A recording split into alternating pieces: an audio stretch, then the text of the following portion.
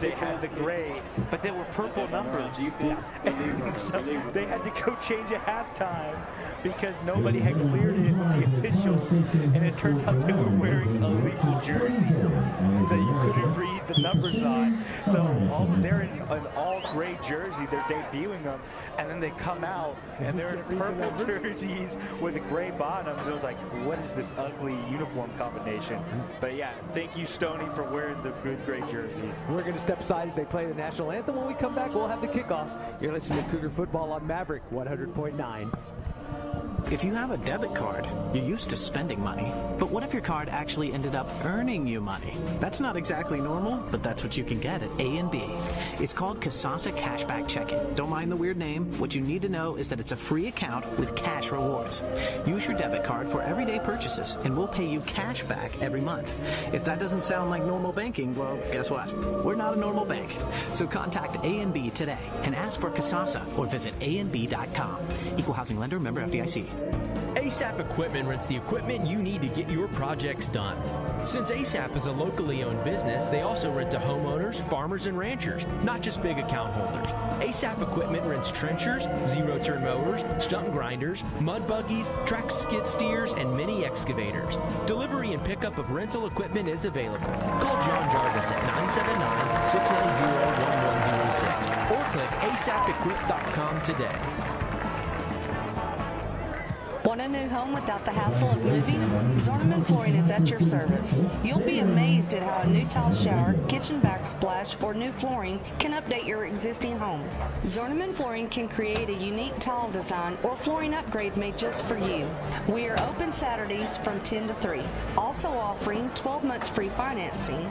Call Zorneman Flooring at 776-2800 or head to zfloors.net. That's zfloors.net. When you need a plumber, you need someone who offers every service in the book, from faucets, sinks, and toilets to backflow, leak detection, and sewer cleaning. That's my dad, Ed Phillips Plumbing. You also want the finest customer service. Again, that's my dad, Ed Phillips Plumbing. And since plumbing problems never pop up at opportune times, you want 24-hour service. Don't worry, you can call my dad, the real 24-hour plumber, Ed Phillips Plumbing, 731-1500, or click edphillipsplumbing.com. Ed Phillips Plumbing, serving the Brazos Valley for over 10 years.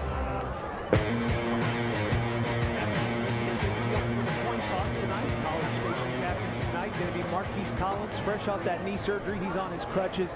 Glad to see him out there and glad everything was successful for him, and we wish him nothing but the best.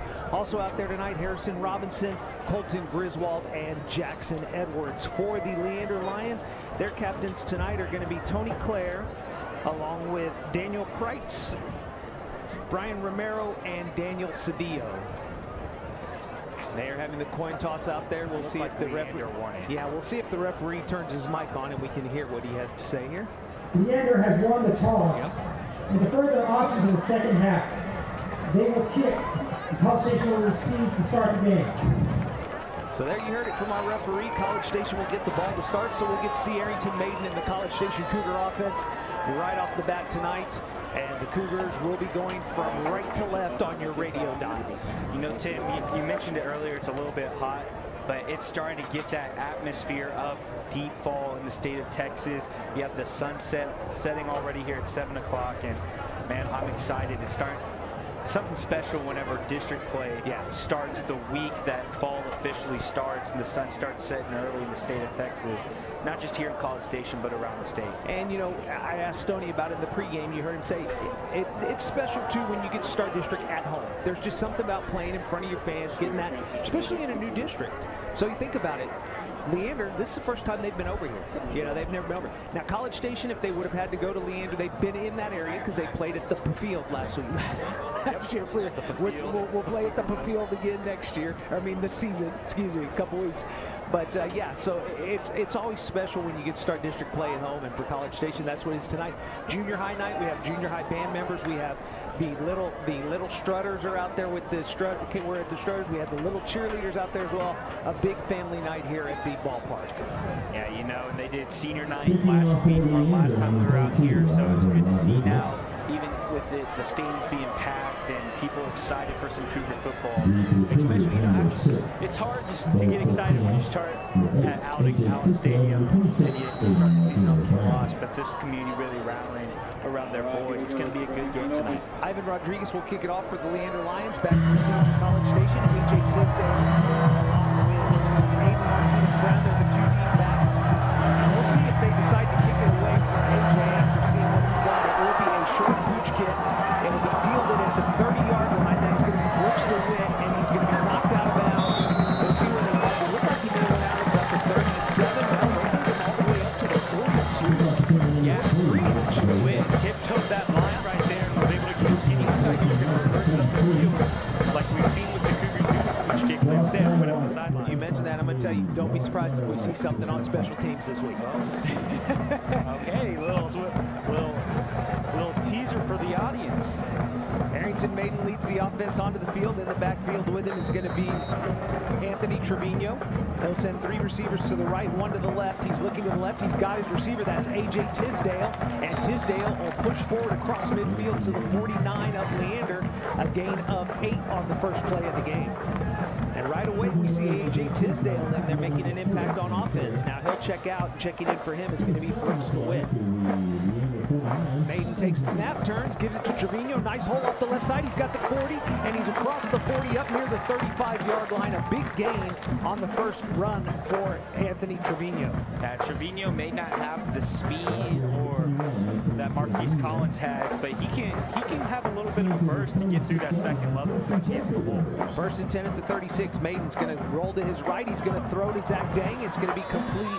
Short gain as Dang gets across the 35 to the 34. And Maiden got undercut there pretty hard. He comes up a little bit gingered, but he's ready to go. 2-yard gain for Zach Dang, 2nd and 8. Maiden hands it off to Trevino up the middle. Breaks a tackle. He's got a stutter step. He's across the 30, across the 25, and finally dragged down at the 23-yard line. Gain of 11 right there, and Trevino doing damage early. 24 yards on 2 carries already tonight. We just go under 11 minutes, and the Cougars already threatening at the Leander 23-yard line, 1st and 10. Maiden shotgun formation, takes the snap, drops back, all kinds of time. Now here comes the pressure. He's going to pull it down. Now he's going to stutter step, and he's going to be dropped for a loss. He was still looking to throw it. I think if he would have turned it up, he probably could have gotten a nice gain, but he was looking down the field the whole way trying to get the pass off, and he ends up losing 4. Just part of the maturity and development of a young quarterback to not, try to make something happen and string a play out too long instead of tossing it out of bounds there, but you learn with those mistakes. 2nd down, high snap. Maiden pulls it down, gets the throw out to Bo Corton. He's cut down after a 2-yard gain, so it'll bring up 3rd and 12. So a couple of little key things taking steps back here. The indecision on the pass, and then the high snap there that Maiden had to go up and get. Fortunately, he was able to get it and complete the pass. 3rd down and long. Trevino in motion out of the backfield. Maiden's going to throw the bubble screen to Cortan. Gets a block. He's at the 20 and dragged down. A great open field tackle made there by Tony Clare at the 18-yard line. So it'll be short of the 1st down, and here comes the field goal unit for College Station. Yeah, shoestring away from busting that open and maybe getting a potential touchdown to open the game. But it's like you said, just the little things that happened on that drive that really derailed it. Those are easy adjustments for College Station to make. Connor Young will attempt the 35-yard field goal. The snap, the spot, the kick is up, plenty of leg, and it is good. College Station on the board first, 9:15 to go in the first quarter. College Station 3, Leander 0. You're listening to Cougar Football on Maverick 100.9. A tradition may be a little too unsophisticated for some people in other parts of the state, but we know that sometimes a little tradition can go a long way. I like these traditions. That's one of the reasons why I do my banking with Prosperity. Prosperity Bank knows good business and good banking. They were with me when the economy was rough, and they'll be with me as the economy grows stronger. They run their bank right. It's their tradition. Member FDIC, ProsperityBankUSA.com. College Station gets the first points in the first quarter, which is brought to you by Kelly Burt-Dozer, your #1 excavating contractor. Kelly Burt-Dozer, 778-1902, proudly supporting the youth of our community. Yeah, it was a 7-play, 40-yard drive that ended in a 35-yard field goal for Connor Young. College Station was moving it well. Anthony Trevino, 2 carries for 24 yards. Arrington Maiden, 4 for 4 for 20 yards. But just towards the end, little small things that derailed that drive. Those are easy adjustments for Coach Tony Pryor and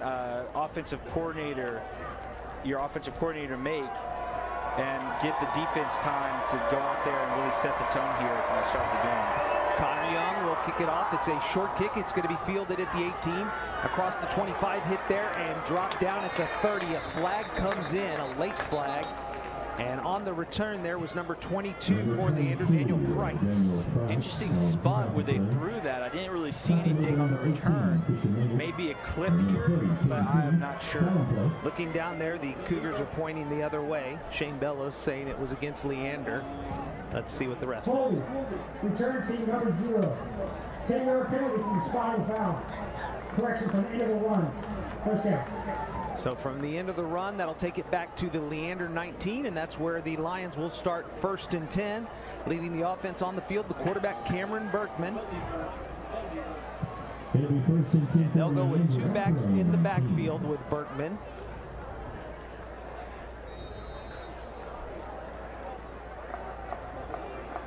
It'll be Peyton Gordon along with Tanner Christensen back there with him. Berkman takes the snap. He's going to give it off. They're going to run a pass, but it's going to be broken up. Corbin Johnson, they handed it off to Peyton Gordon. He was looking to throw, and Corbin Johnson was all over him, and that's a loss back to the 11-yard line. Or excuse me, to the 16-yard line. Yeah, Corbin, that play was going to be blown up regardless, and him stopping to try to make a deep pass right there just made it an even bigger loss of yards. 2nd down and long now for Leander. It was a loss of 3 on the play. Berkman looking over to the sideline, now changing the play. Play clock at 5. Takes the snap. He's looking to throw. He's going to throw out to the right side. He's got a completion, but driven out of bounds immediately is Nathan Parker. They'll get to the 20-yard line. So that'll bring up 3rd and 9 here. Cougar defense all over that play as well. Once Parker caught it, he was knocked out of bounds immediately. Yeah, I was surprised. He stared him down all the way. Didn't think he was actually going to make that throw in double coverage. Trips left for Leander. Berkman takes the snap. He's looking that way. He throws, and he overthrows the intended receiver. That was intended for Daniel Kreitz, and it'll be a 3 and out for Leander on the opening possession. Good job by the Cougar defense. Get them behind the chains early. Make a quick tackle on 2nd down so you can drop your guys back into coverage. And you even still got pressure with the delayed linebacker blitz. College Station mixing it up early on defense. A.J. Tisdale back to receive the punt from Ivan Rodriguez. Tisdale right now standing at his own 49-yard line.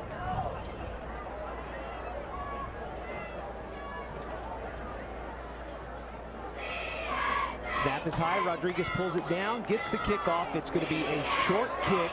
It hits at the Leander 36 and takes a College Station bounce, and the Leander players just watch it, and it ends up finally being killed at the Leander 27-yard line. That's a 7-yard punt, Sam. And I mean, the Leander player, he watched it bounce and just watched it go back. He gave up an extra 7 yards. Yes, he did, because it bounced right in front of him. Yep. All he has to do is touch that ball, not even have possession. Just touch it, and it's down. And now you're giving this College Station Cougar team offense a short field to operate with. 1st and 10 for the Cougars at the Leander 28. Shotgun formation for Arrington Maiden. He's going to throw to the end zone looking for Jackson Verdugo, and it's incomplete. Double coverage there. Verdugo kind of tripped up at the goal line, and the pass falls incomplete. I like that play call.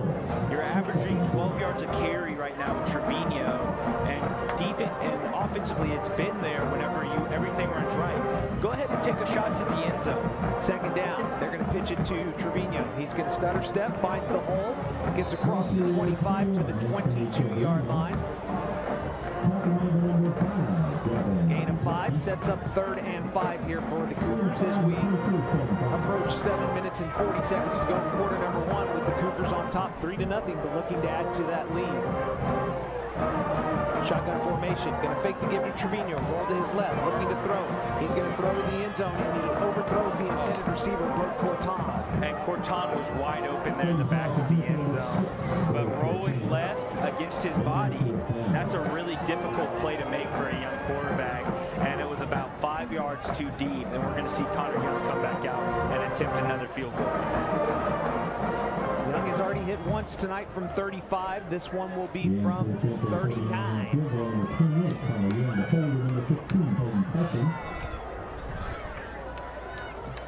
Peyton Cash in the holder.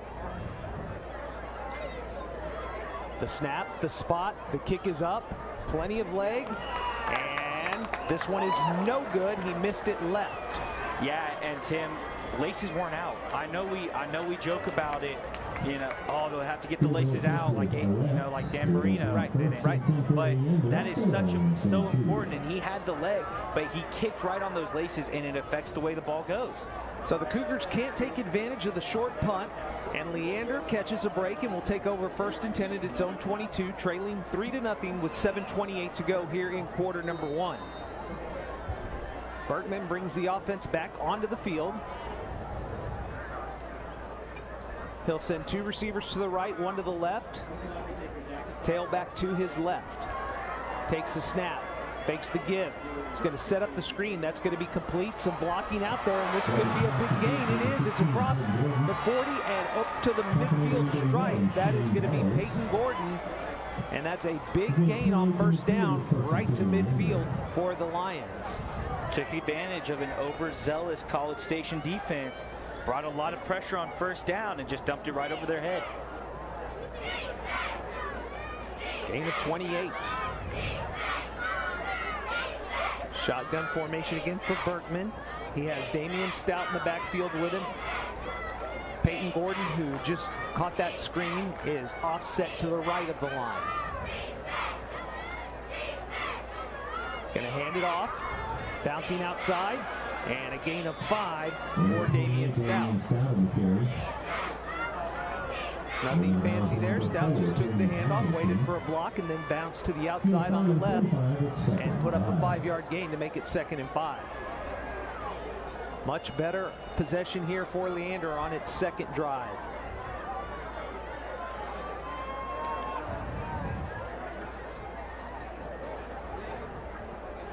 Second and 5 at the College Station 45. Shotgun formation.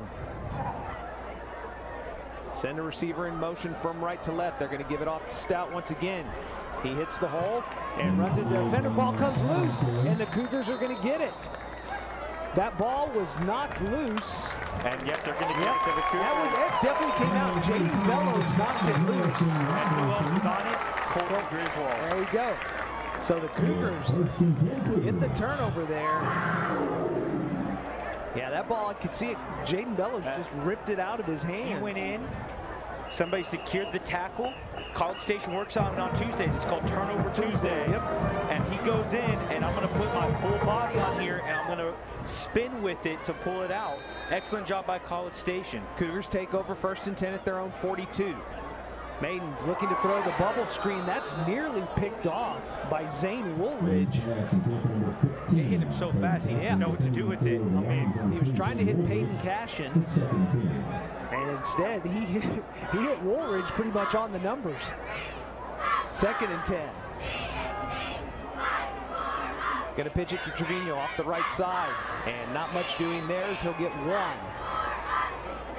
3rd and long now for the Cougars, with 6:28 counting here in the 1st quarter. Yeah, and it all goes back to having a successful first play for the Cougars. Missed opportunity on a shot to the end zone last time, and then here, almost interception puts them behind the chains.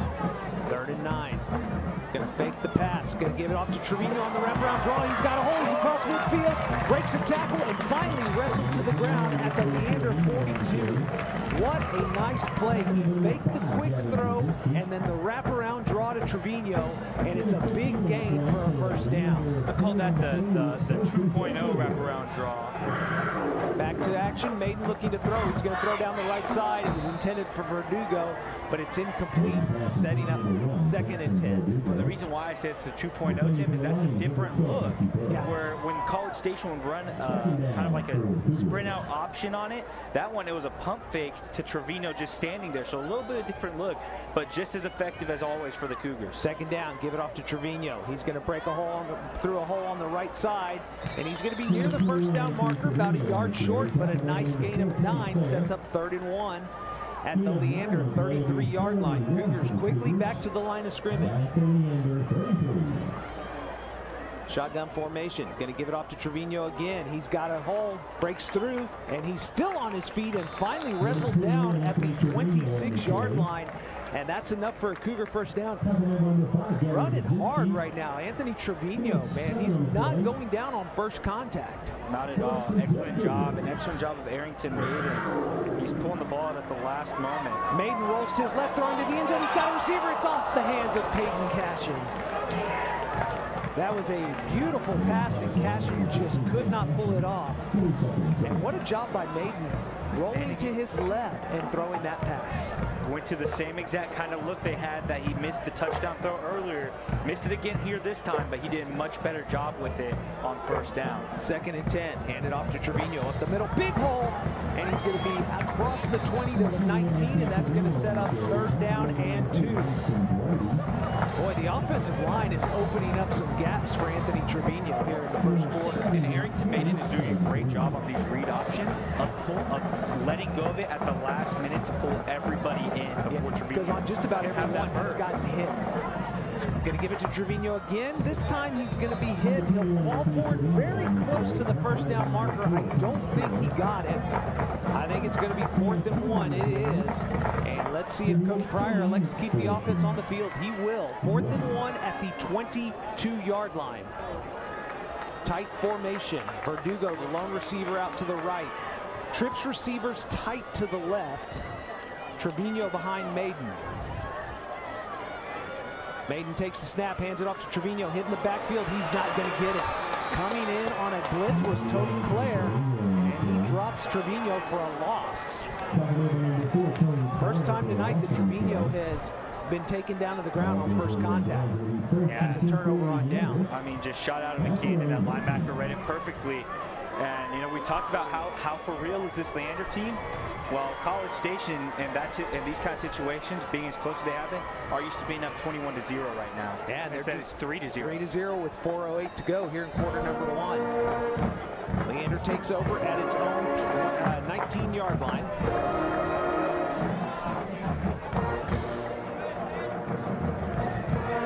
Looking to throw and overthrows the intended receiver. John, I got to ask you a question. Was I mistaken? Was the ball not at the 22 and they needed the 21? Because how's the ball at the 19? Did I miss something? Was I looking at the yard lines wrong? Wasn't it 4th and 1 from the 22? I thought it was 4th and 1 from the 20. Okay, maybe it was. But the ball's at the 19. I'm confused. Maybe that makes 2 of us. 2nd down now for Leander. Shotgun formation again. Bergman back to throw. Under some pressure, gets away from it, and cannot get away from the second wave, though, as he's pulled down by Chance Johnson. He does get a gain to the 23, so given 4 sets up 3rd and 6. They're trying to go silent count already, trying to change things up the snap count because of the pressure this Cougar defense is getting. College Station doing an excellent job right there. Chance Johnson, good job of playing the QB spy from the outside linebacker stop and get in there when Bergman was able to get through some holes. Leander making wholesale changes with its skill position players right now. Play clock already down to 10, and they're still looking over at the sideline for the play call. Play clock at 5, 3, 2.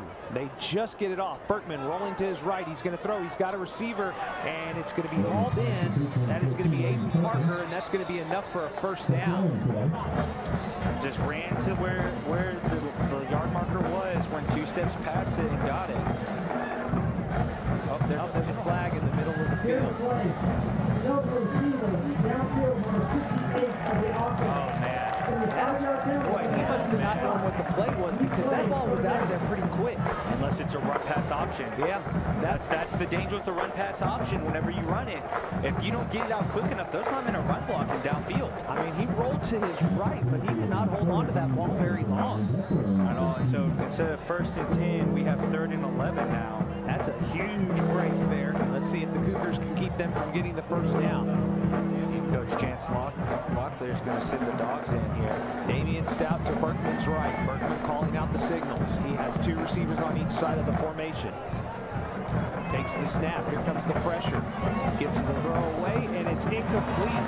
A.J. Tisdale, but we're going to get a flag on Tisdale. Yeah, I was going to say Tisdale was riding him, had him hooked, and it's right in front of the Leander sideline, so their coaches are begging for it, but it is the right call on that one, unfortunately, as Tisdale just had that hand wrapped around him. Just a little bit too early. Might be able to get away with that at Wisconsin next year. Yeah, you know, the Big Ten, they don't like points being put on the board, so he went to the right place, but still, I mean, you know, you can live with it. You can live with that from your senior. I think that's the first time all year he's been penalized for pass interference. And if you're the College Station Cougar defense, I talked about getting off on 3rd down. You know, that's 2 third downs now where they've converted, one of which was a penalty that gave you a second opportunity but couldn't make the most of it. Moves the ball to the 33, and it's a first down now for Leander. Watch Chance Johnson off the edge. Here he comes, but they get away from it with the run, and the big hit. My goodness, what a hit absorbed there by Damian Stout. Looked like Shane Bellows with the first contact, and that ends up being a loss of 2. You know, and the good news is with this defensive scheme that Leander's been putting out, it's been allowing Chance Johnson to do what he does best, and that's go get the quarterback. Actually, on that run, that was Tanner Christensen who took that big hit, and he immediately goes to the sideline. He'll step off. Berkman in the shotgun formation. Stout is back there with him. Takes the snap. They're going to try the wraparound draw to Stout, and he's tripped up. Tony Hamilton. And Tony Hamilton comes in, gets just enough of his foot, and Stout tried to stutter step out of that, but he couldn't. He falls down, and it's another loss back to the 30-yard line. See, the Cougars put on a shell now and only go 3-man rush. 3rd and 14. Ball is at the 30. They need their own 43-yard line. Excuse me. Ball is at the 29. They need their own 43. It's 3rd and 14. Bring in Salazar in the slot. He leads the team in receptions with 12 so far in the year. 1 receiver left, 3 to the right. Shotgun formation for Berkman. Takes the snap, drops back, looking to pass. Here comes a pressure hit as he throws it, and it's incomplete. He overthrows the intended receiver, Aiden Parker. Yeah, I was looking for right there on a switch route. You had the outside guy running the post. Salazar in the slot was running a wheel route, but excellent coverage. Even if he hadn't been hit, was going to be a tough play on the ball for the receiver. And the Cougar defense able to force a punt here. Now let's see if the prolonged drive has given the College Station offense time to figure things out and start clicking there in the passing game. Ivan Rodriguez will punt it away. A.J. Tisdale back to receive, stands at his own 39-yard line.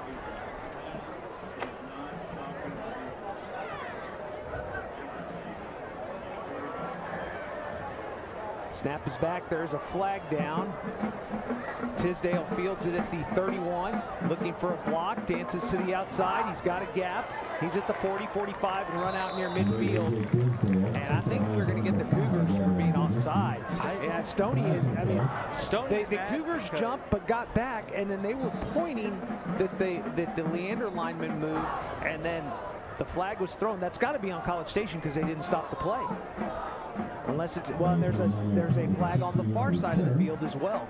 We might have offsetting with a legal procedure. Legal formation. Now they're only talking. They talked to the Leander coach, and Leander's bringing their team back on the field.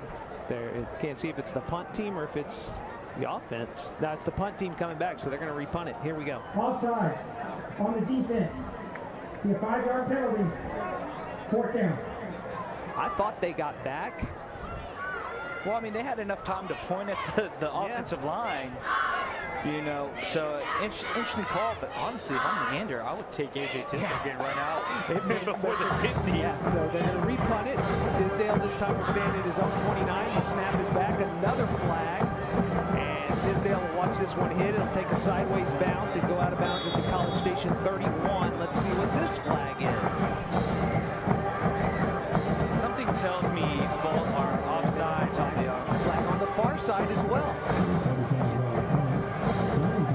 I'm not a fan of this, you know, Tim. Let's see what the referee has to say. This may be on College Station once again. It is.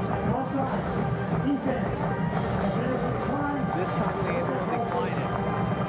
I was gonna say, you know, you can nickel and dime your way with getting guys to jump, but I don't think it's at that point in the game yet. Yeah. But so College Station will start 1st and 10 at its own 30. 54 seconds left to go in the first quarter. It's been a low-scoring quarter, even though the Cougars have had their chances. They lead it 3-0. College Station football brought to you this season by Club Car Wash. Club Car Wash, become an unlimited member, and every month you can wash your ride, whatever you need. Club Car Wash, join the club. New running back in for the Cougars, Aiden Martinez-Brown. They're going to fake it to Zach Dang, who was back there. Throw it out to the right side to DeWitt, and DeWitt can't haul it in. So after starting 4 for 4, 0 for 6 on his last 6 attempts. And it's been a mixed bag. It's been drops, it's been overthrows, it's been, you know, bad throws into the hands of defenders.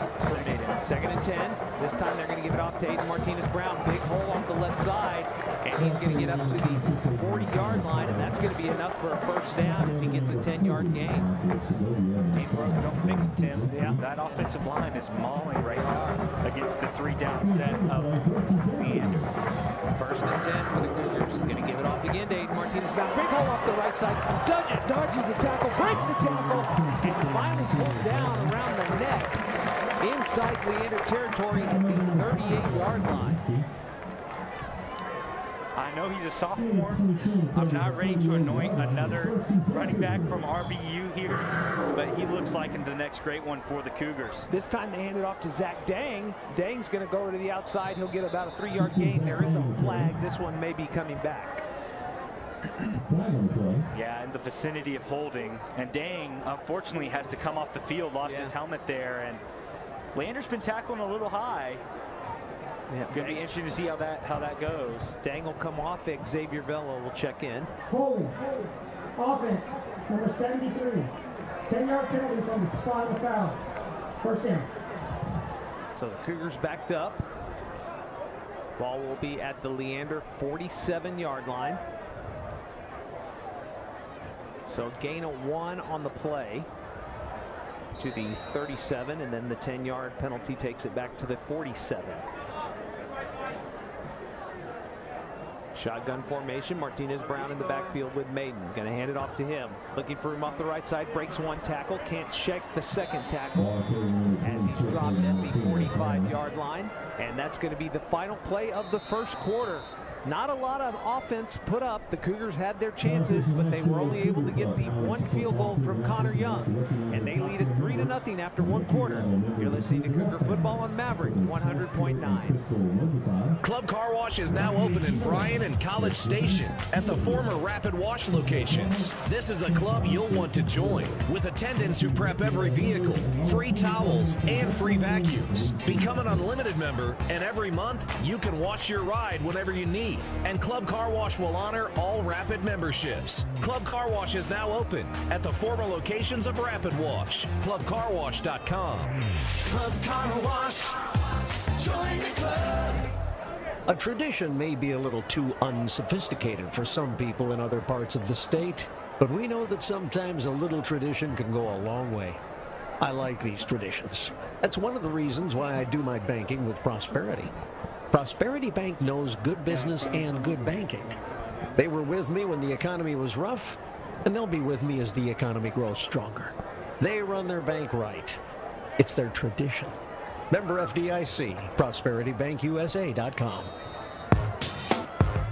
Back to action here at College Station's Cougar Stadium, and as we come back, a handoff to Aiden Martinez-Brown, and he's hit immediately, and he's dropped for a loss back to the 47 after the 2-yard gain, so it's going to be 3rd down and 21 for the Cougars. Yeah, College Station's offense just kind of shooting themselves in the foot here in the first game. 3rd and 19, excuse me, from the 47 of Leander.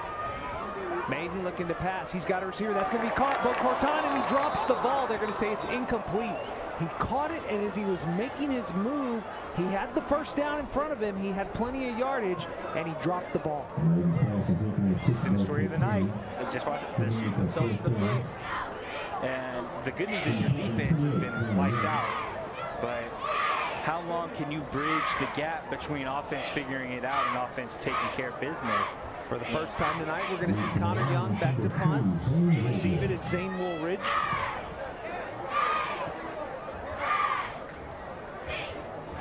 Also back is Gavin Brzezinski.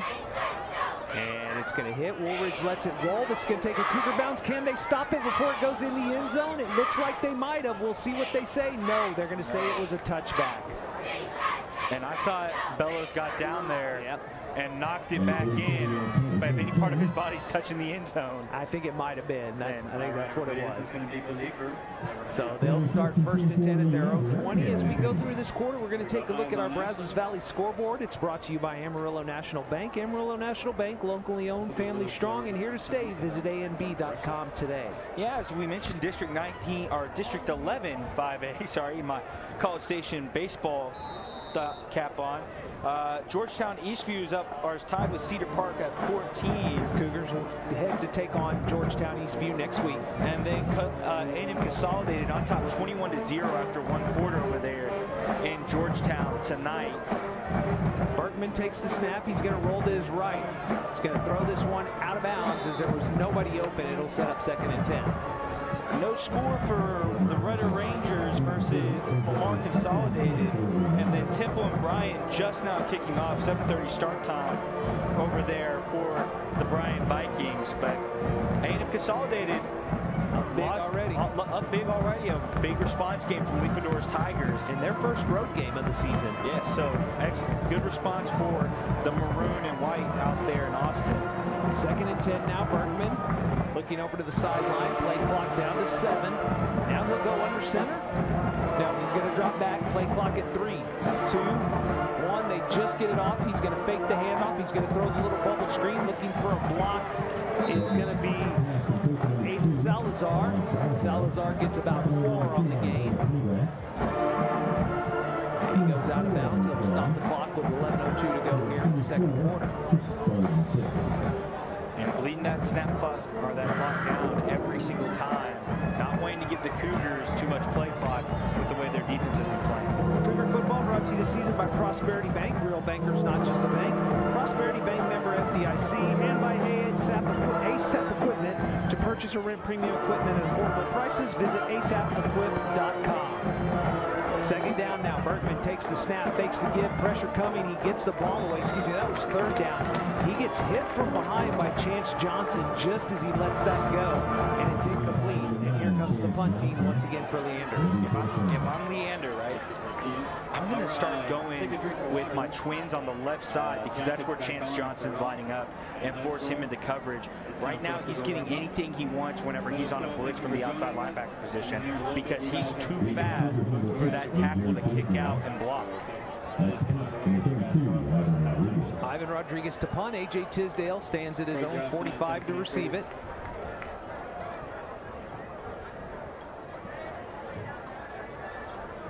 And once again, they get the Cougars to jump. Rodriguez, this is a good punt. Tisdale, watch it sail over his head, takes a huge Leander bounce, and it'll be killed at the College Station 18.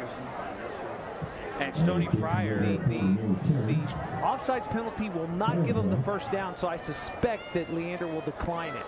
But I think the head linesman, Stoney, was in his ear from that moment, and I think he's about to come out of the discussion and say, hey, This is what they're doing something. They're simulating some kind of snap count. Yeah, because that's drawing the Cougars off. That's 3 punts in a row now that they've gotten the Cougars to jump. And if you're Leander, are they really thinking about re-kicking this?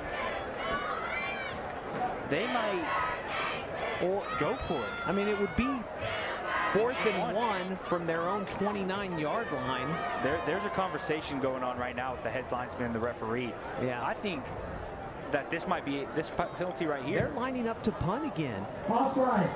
Defense. 5-yard penalty. Replay. Okay. Unless you're running a fake here, why would you re-punt that? Because you're going to simulate the snap count again and get a first down. Man, if I'm Stoney, I tell everybody just get off the line. Everybody three yards back. Because, man, Leander, they pinned College Station deep on that. Okay. You're right. That's probably what they're going to try and do. They may even take a delay of game penalty trying to do it. No. Stoney's having a conversation. I think what's happening is the center is dropping his butt and simulating the snap, which is against the rules. Yeah. Because you saw it was a low snap last time.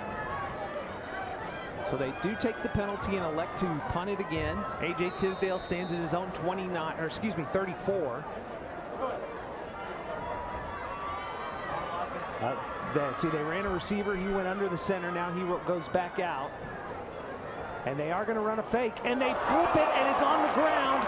It's going to be picked up, and the Cougars will end up getting the ball at the Leander 20. So they tried trickery. They snapped it to the up back. He tried to pitch it to the receiver coming from right to left, threw it over his head, and the ball goes on the turf. Tim, I'm just going to call it karma because there was a false start right there because when he ran up, he hit the center. Yeah. He hit the center. He made a motion towards the line. That's a false start, but it wasn't called. And then they Cougar football turn it over. 20. We'll take it. I mean, they had him pinned down at the 18, at the College Station 18, and sent College Station in the red zone, 1st and 10. Arrington Maiden takes the snap. He's looking to pass. He's got to pull it down because of the pressure. He's going to keep it. He's got the 15 and out of bounds at the 13-yard line. Nice run there by Arrington Maiden. First time tonight we've seen him take off, and he picks up 7. He brings that dual threat ability, and that right there is what happened whenever he got a 4-yard sack. Yeah. Instead, he was like, you know what, I'm going to take off. I'm not going to let this play out and play across the line. Trips left, one receiver to the right. It's Tisdale.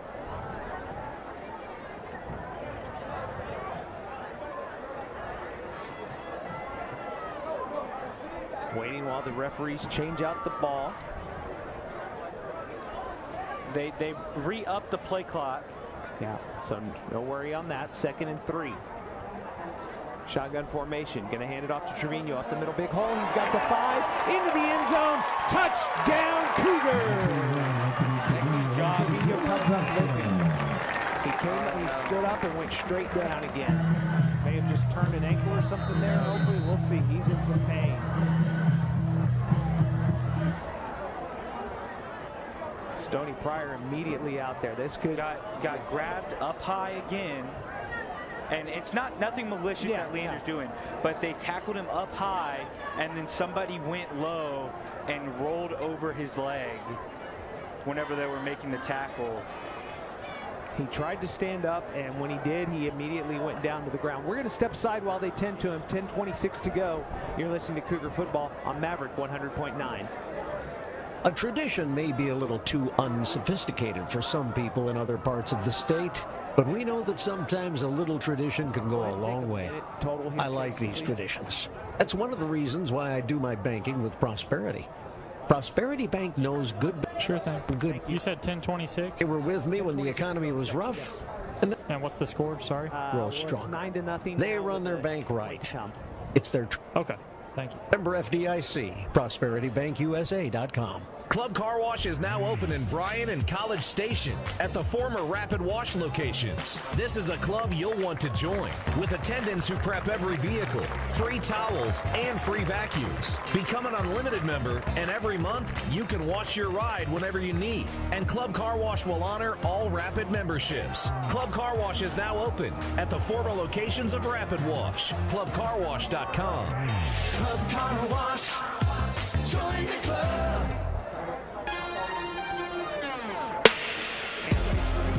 Touchdown. trying to put pressure on his leg, and he is getting some pressure on it. And as we come back, Connor Young on to add the extra point following the touchdown. Peyton Cashin is the holder. Trevino walking with Doc Frazier, making his way back to the bench. Does look to be walking a little bit better now. Flag before we can get this play off. Full start. Offense. Number 73. 5-yard penalty. Replay the try. Keeping an eye on Trevino here. He is walking under his own power now. He's not being helped, but doing so gingerly. Hopefully nothing serious. I'm just confused what's going on the Cougar line of scrimmage on special. They're having issues on special teams. That'll be something we have to check with Coach Pryor about. And now they get the Leander defense off sides, but what are they going to call? They stop the play. They're going to call College Station for another false start, I believe. Offense, number 73.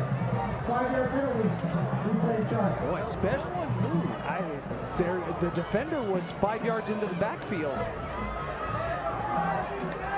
So now that's 2 offsides penalties on, or 3 offsides penalties on punts, and now 2 false starts on this 1 extra point. That's something we're going to have to talk with Coach Pryor about after the game.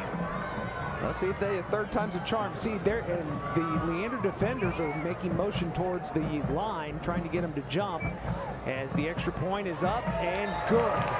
So after all is said and done, it just makes it a 10-yard longer extra point, but the Cougars do convert, and with 10:26 to go in the first half, they lead it 10-0.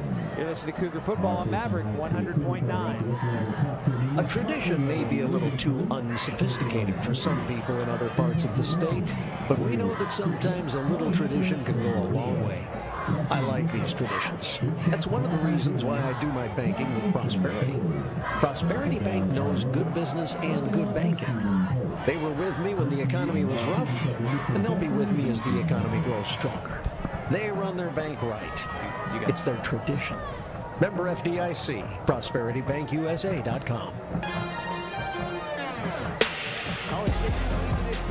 After that short drive that led to points. Yeah, it was a 2-play, 20-yard touchdown drive. First play, Arrington Maiden, 7-yard scramble. Second play, Anthony Trevino, 13-yard touchdown run.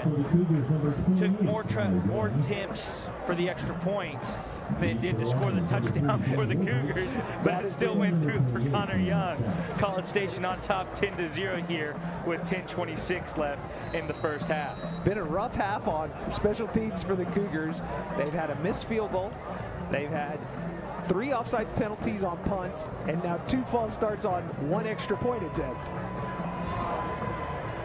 Connor Young ready to kick this one off. Puts his foot into it, a good high kick. It's going to come down at the 12-yard line. Going to be fielded there by Woolridge, and he's going to be dragged down. A great play down there to make the tackle is going to be number 14, Jake Pivoto. And Pivoto gets him from behind and drops him at the 20. Yeah, Pivoto on the outside lane played it to perfection, just slowly worked in, and then was able to come in and make the tackle. And Cougar kickoff team's looking good. Kick return's looking good. Yeah. But see what happens here on this defensive drive for the Cougars. 1st and 10 for Leander at its own 20, trailing 10-0 with 10:22 to go in the first half. Berkman, the quarterback. In the backfield with him is Damian Stout.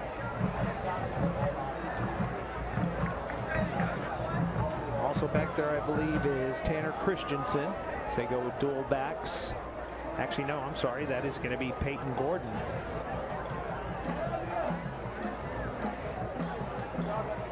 Take the snap, hand it off. And that is going to be Damian Stout. He's going to be wrapped up as soon as he gets to the line of scrimmage. Does fall forward for a gain of 1. And sets up 2nd and 9.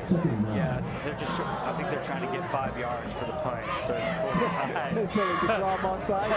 But excellent job right there by Jaden Bellows, who's really stepped up for Jackson Edwards this year. You know, has made a case that he's somebody that's going to need to stay on the field a lot whenever Edwards gets back. Leander in no hurry. We have seen this. They have bled the play clock down. It's at 8 right now. Bergman takes a snap. He's looking to throw. He's going to throw to the right side. He's got a receiver that's going to be caught and driven out of bounds. out is going to be Aiden Salazar. A little bit surprised they didn't throw a flag there. It almost looked like Salazar was out of bounds before he was hit.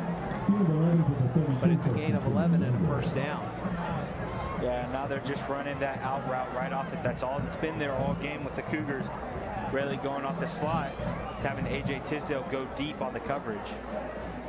What's interesting to me, though, is Woodridge, 6 catches, 230 yards, and a touchdown in 3 games this year.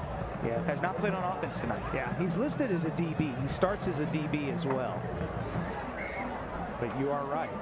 Shotgun formation. They're going to try and set up the bubble screen. That's going to be complete to Kyle Levin. And he is going to be dropped at the, they'll give him 1 yard. Shane Bellows once again in there on the tackle. Sets up 2nd and 9. Yeah, he got bent. He got hit by about 3 Cougars right at the midsection. And that does not feel good, I can tell you that. 2nd and 9 as we approach 9 minutes to go here in the first half with College Station on top, 10-0. Shotgun formation once again for Berkman. Takes the snap. He's going to give it off. No, he fakes the give. Now he's going to throw out to the right side. He's got a receiver. That's going to be complete to Lavin again. And Lavin's going to get it across the 40 to the 44 for a first down. Running those short routes and turning them into big gains as Leander has moved to its own 44 after starting at its own 20. 8:32 and counting. 2 receivers on each side of the formation here for Berkman. Takes the snap. They're going to try and go out there again. They do. It's going to be complete once again. This is complete to Aiden Parker. Parker. Let's see where they not mark him. Looks like they're going to give him the 46, which will be a gain of 2. Sets up 2nd and 8.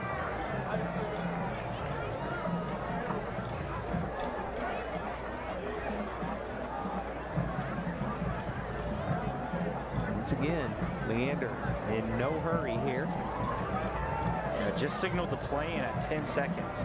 Peyton Gordon in the backfield with Berkman. 3 receivers left, 1 to the right. Shotgun formation, takes the snap, rolls to his right, looking to throw, and it's incomplete as he was trying to hit Aiden Parker out there. And that'll set up 3rd down. Excellent job right there by Pennygraph to play him so close that he had to throw it so far to the sideline that by the time he made the grab, he already had a foot out of bounds. Clock stops on the incompletion with 7:40 to go. It's 3rd down and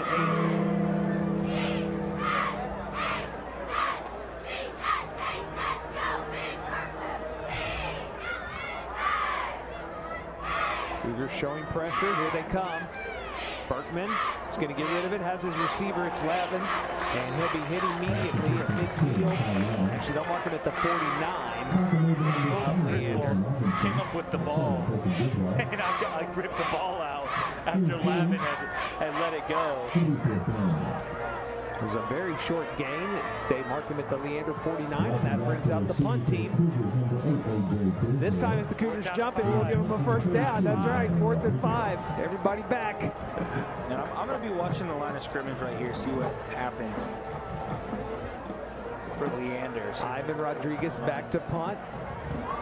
A.J. Tisdale back to receive it. He stands at his own 14-yard line. No flags this time, nearly blocked. Did Colton Griswold get a hand on it? It still ends up as a good punt. It's going to be killed at the College Station 11. He may have gotten a fingertip on it. I don't know if you give him credit for a block on that one. But as we mentioned 2 weeks ago, he's 5 off the school record in blocks. And that's something he prides himself in. You love it when your star players want to play special teams. Yeah. And Tim, I figured out what they were doing. They drop. It's a line of scrimmage drop. Yeah, so it's on like the set, everybody drops. Yep. And then they punt. Yep. But now You know their cadence. You know exactly whenever I need to jump that line of scrimmage to get there. So it's going to be interesting to see if they switch it up now that the Cougars aren't jumping. Cougars take over 1st and 10 at their own 11, leading 10-0. Aiden Martinez-Brown in the backfield. They're going to hand it to him. He goes up the middle. Big hole, still churning those legs. And he's going to get a first down as he picks up 11. So he's in there right now. Anthony Trevino trying to see where he is on the sideline. Looks like he's right here by the Essen station, standing up, moving that knee. He was injured on the touchdown run, and before the Cougars can get this play going, we're going to get a false start. False start. Offense, number 3. From the far side. That's going to be on one of the receivers there, Brooks DeWitt. Yeah, they ruled that on the Leander side. This is probably the most flags I've seen on the Cougars this season. They really, the false start, it's all been false starts and offsides other than the one pass interference. So back them up 5. Shotgun formation for Maiden. He's going to throw the bubble screen to Zach Dang out of the backfield. He catches it, gets up to the original line of scrimmage, and then falls forward past that, setting up 3rd and 9.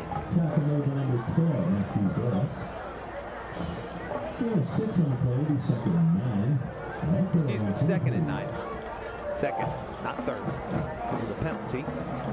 Arrington Maiden in the shotgun formation. Martinez-Brown with it. Fakes the give to him. Going to throw to Bo Corton. Hauls it in, but hit immediately by Woolridge.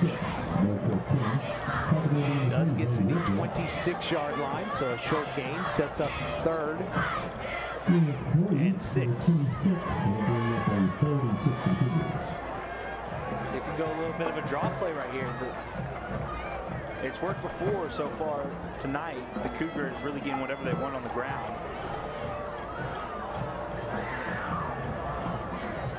Going to go in. They're going to empty the backfield, sending Martinez-Brown out. A pass to him, and it's incomplete as he's hit as soon as he touched the ball. Good recognition there by Leander on that play. Offsides on the defense. Got them to jump. And linesman on the Cougar side. Okay, I didn't see the flag. No. Gotcha. You know Stoney's been in his ear about what they've been doing on the line of scrimmage. So that's on number 11, Ethan Rhett. And so instead of having to punt, the Cougars now with a 3rd and 1. And it opens up the playbook here for College Station. Clock stops on the penalty with 5 minutes to go.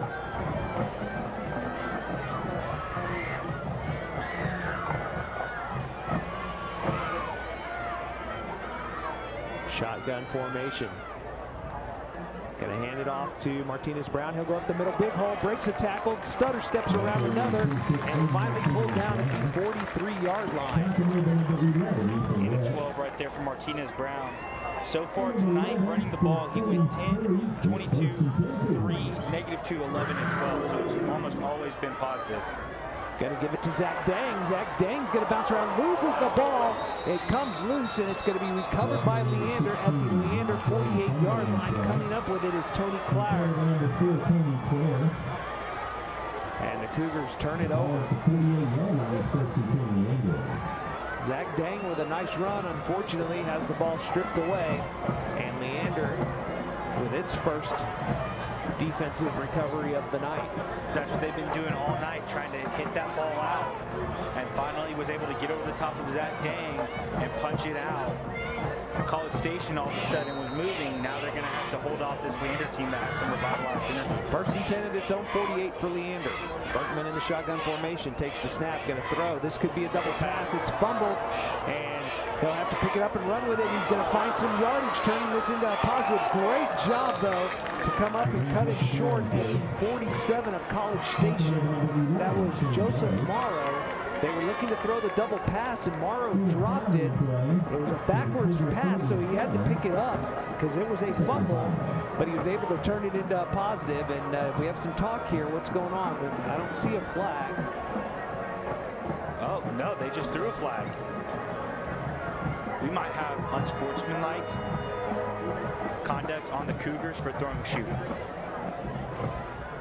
His shoe came off and they tossed it back.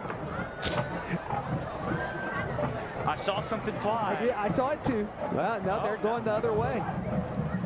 After the play was over, unsportsmanlike conduct, number 7 of the defense, 15 yards added to the end of the run. He's not the one who threw the shoe, though. No, he's not. So I don't know what went on there. Shoe game here in College Station now. And, you know, and the problem was your defense stopped after he dropped the ball. Yeah, I mean, he got about a 4-yard gain. But then you compound things there with the penalty, and they are at the College Station 32. Need one of your playmakers to make a play right here. We approach 4 minutes to go in the first half with the Cougars leading 10-0. Bergman in the shotgun formation, has Stout back there with him.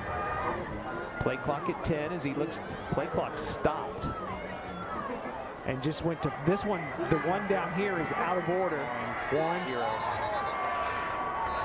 They're going to get a timeout before the play clock goes out. I'm going to tell you, though, John, I looked at the one on our right. It was at 10, and it just stuck there at 10. Then I looked at the one on the left, and all of a sudden it popped 5. This one was off.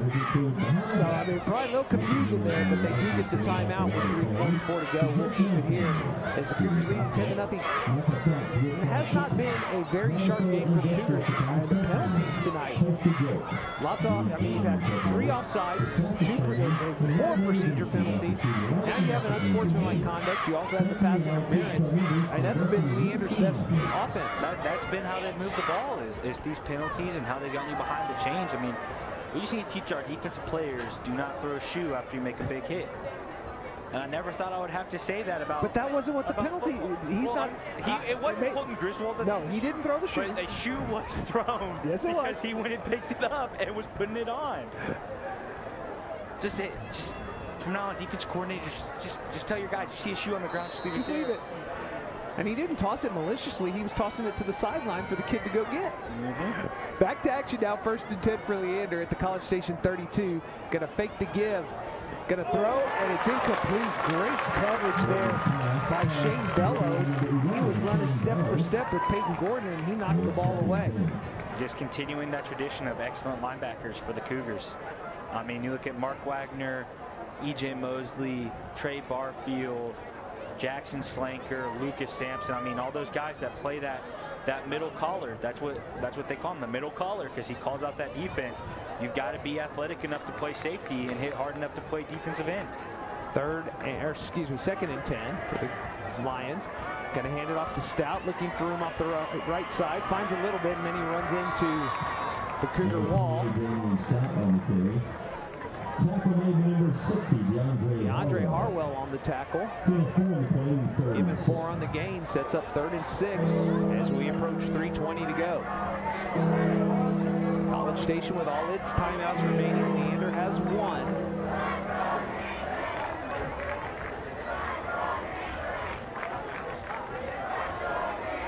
Bergman takes the snap. He's throwing to the right side. He's got his receiver. And it's going to be caught close to the first down. It's going to be Aiden Parker. We'll see where they mark him. I believe he's going to be short. No, he got it. 1 yard. Oh, yeah, he is across the marker. Just a little short out pass, and Parker was able to turn it into the first down at the College Station 22. That's been their game plan. Short passes on the screen and get their guys into space to get 3, 4, 5 yards every play. 1st and 10 now at the College Station 22. Clock continues to move with 2:39 and counting. Play clock at 7. Bergman takes the snap. He's going to throw to the right side to the end zone, looking for the same receiver he hit last time, Adrian Parker. And it's going to be incomplete, broken up out there by Isaiah Pennygraph. And Pennygraph got lucky. Instead of playing the man, he played the ball. And it looked like it bounced up, and Parker had an opportunity to grab it and just waltz into the end zone. Instead, wasn't able to corral it, make it 2nd and 10 for Leander. Ball is at the College Station 22. Clock stops on the incompletion with 2:26 to go. Bergman in the shotgun formation with Stout back there with him. Takes the snap. He's going to throw. They're going to the right side again. And it's a little too hot for his receiver to handle. And it's going to be 3rd down. He was trying to hit Lavin. And it was off Lappin's fingertips. And Leander has to be careful here. They might give the Cougars the ball back with more than 2 minutes. Well, there's 2:22 to go. Clock stops on the completion. And as I said, College Station with all 3 timeouts remaining. And College Station has 3. I didn't even think about that. Leander facing a 3rd and 10 here at the College Station 22. 2 receivers to each side of the formation. Bergman takes the snap, going to throw out to the right side. He's got his receiver, and it's caught. Great tackle by Harrison Robinson as he comes up and pops Aiden Parker, stops him well short of the first down at the College Station 18. Setting up 4th and 6 for Leander. Clock rolls under 2 minutes. And as of now, Leander leaving its offense on the field. Probably going to go hard count, call timeout.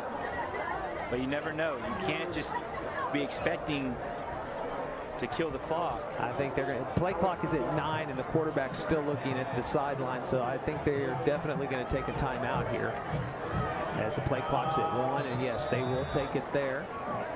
1:35 to go in the first half. We'll step aside with them. College Station on top 10-0. You're listening to Cougar Football on Maverick 100.9. Club Car Wash is now open in Bryan and College Station at the former Rapid Wash locations. This is a club you'll want to join, with attendants who prep every vehicle, free towels, and free vacuums. Become an unlimited member, and every month you can wash your ride whenever you need. And Club Car Wash will honor all Rapid memberships. Club Car Wash is now open at the former... All right, 5 seconds. ClubCarWash.com. Club Car Wash. Join the club. 10-0 is our score. College Station leading Leander with 1:35 to go here in this first half. Tim Schnettler, John Clendenin, glad to have you along. John filling in for his dad, Scott. Scott will be back with me next week as we head over to Georgetown as the Cougars will take on the Eastview Patriots. And as we come back, Leander has elected to try a 35-yard field goal. It'll be Ivan Rodriguez. The snap is pulled down, the kick is up, plenty of leg, and it is true. So Leander on the board, thanks to the 35-yard field goal by Ivan Rodriguez, which is how College Station got its first points of the night, a 35-yard field goal from Connor Young, and that makes it 10-3. Still a minute and 31 seconds to go in the half. College Station with all 3 timeouts remaining, and we know the Cougars like to go fast. We do know the Cougars like to go fast. We also don't know where they're going to be starting with the ball here. Yeah. Explosive on special teams in the return game for the Cougars. But yeah, College Station, we talked about it a little bit during the break, just not as crisp as you would expect them to be to come out of a bye week. You know, you've had some drops, you've had some bad throws, but just the penalties for the Cougars have really kind of derailed this game plan for Coach Tony Pryor. Looking at our scoreboard, just checking in on some other scores. A&M consolidated on top of Georgetown 35-13 in the second quarter. Other scores from around the district. Pflugerville Hendrickson trailing Leander Glenn 28-21. And then Eastview is trailing Cedar Park 24-14. I think I give a shout out to my dad listening right now. His Owls Coyotes on top of La Fira. 14-0. La Fira. Do you say Mexia as well? If I said Mexia, I would be dismayed for my household. Rodriguez puts his foot into it. A good high kick. It's going to be fielded by Tisdale at the 2. 15-20. And goes feet overhead. And landed on his feet. But he's down at the 26-yard line. I was trying to think of a nice way to say that. He just got upended. And then got caught. Yeah.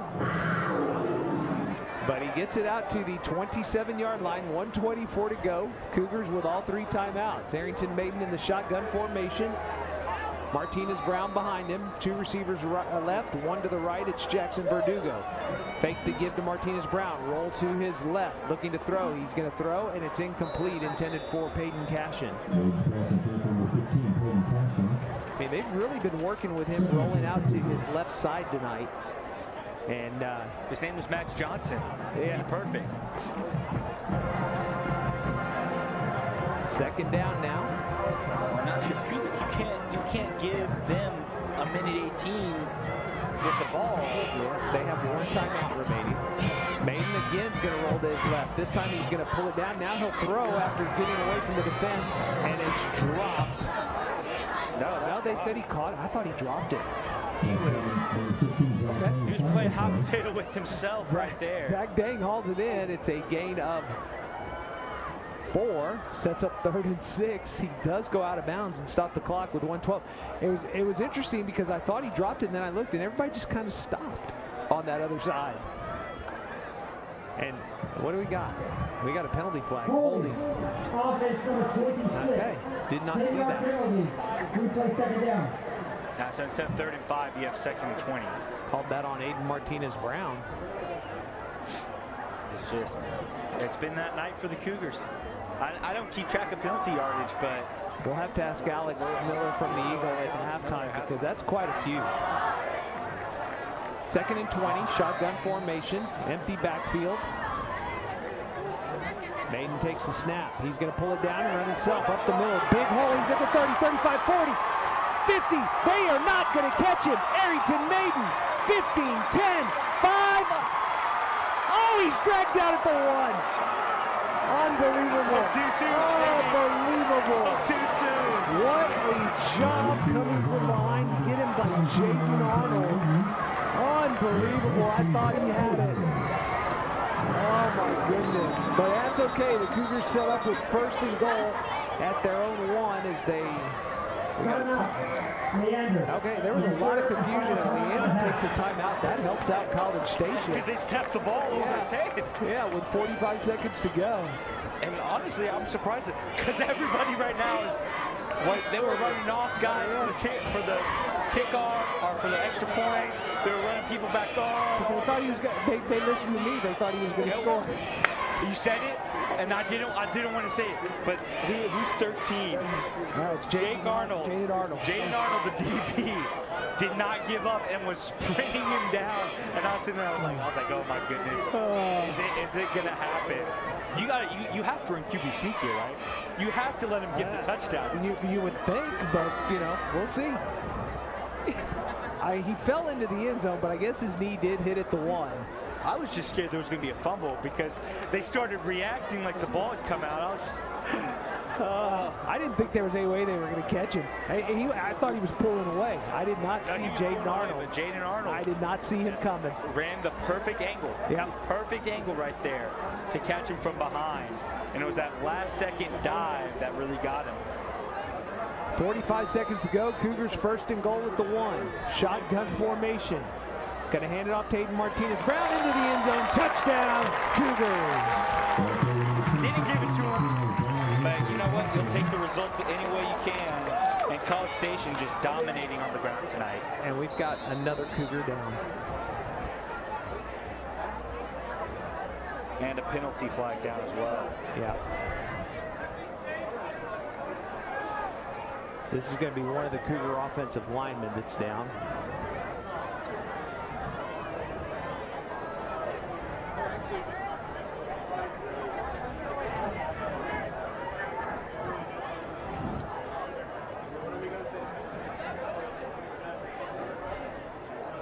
We're going to step aside while they tend to him. When we come back, we'll have the extra point. You're listening to Cougar Football on Maverick 100.9.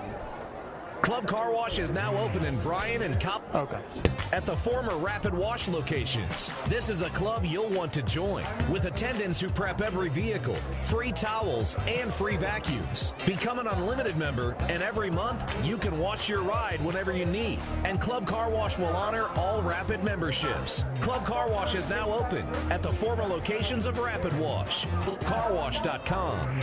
Club Car Wash. Join the club. A tradition may be a little too unsophisticated for some people in other parts of the state, but we know that sometimes a little tradition can go a long way. I like these traditions. That's one of the reasons why I do my banking with Prosperity. Prosperity Bank knows good business and good banking. They were with me when the economy was rough, and they'll be with me as the economy grows stronger. They run their bank right. It's their tradition. Member FDIC, ProsperityBankUSA.com. Logan Bradshaw was the injured Cougar. He does walk off the field under his own power. The penalty flag was down. They called offsetting unsportsmanlike conduct penalties. And so the touchdown stands. The extra point from Connor Young is up and good. And with 42 seconds to go, your new score is College Station 17, Leander 3, following that Cougar touchdown drive. Yeah, it was a 3-play, 83-yard drive, highlighted by the 82-yard touchdown run. Should have been from 2 Harrington plays. Hayden. Capped off by the 1-yard touchdown run by Aiden Martinez-Brown. According to your play-by-play guy, it should have been 2 because I had him in the end zone before he got there. My apologies. But, I mean, if you look at College Station right now, runs of 13, 11, 13, 10, 22, 11, 12, and 82. Only one of those runs was for a touchdown. That's where they've done all their damage. You know, Arrington Maiden started 4-4. What's he since then? I mean, he was 0 for 6 at one point after his 4-for-4 start. He is 2 for 10. Okay, so he was 4 for 4 to start. Now he's 2 for 10, so 6 for 14 overall. But all their damage has been on the ground. Just getting whatever they want, running little delayed quarterback draws, wraparound draws, letting that aggressive Leander defense play the lanes and open up the running room. So the Cougars lead at 17-3 with 42 seconds to go. Connor Young ready to kick it off. This is turning into the half that won't end. Young puts his foot into it.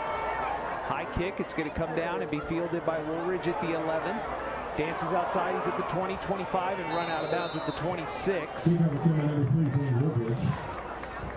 College Station could get the ball back. 38. I mean, Leander has no timeouts left. I doubt they're going to throw. But if you get them behind the chains, you call timeout. College Station does have Tisdale punt return. College Station does have all 3 timeouts, right? They didn't have to call one on that last drive. You know, you have 82 yards on one play. You never know. We'll see. I mean, if I'm Leander, I don't try and do anything fancy here. They are in the shotgun formation. Play clock at 15 as Berkman looks over to the sideline, gets the play call. Moves Damian Stout from his left to his right. They're going to throw the bubble screen. That's going to be complete. That is Lavin, and he'll go out of bounds after a gain of about 5.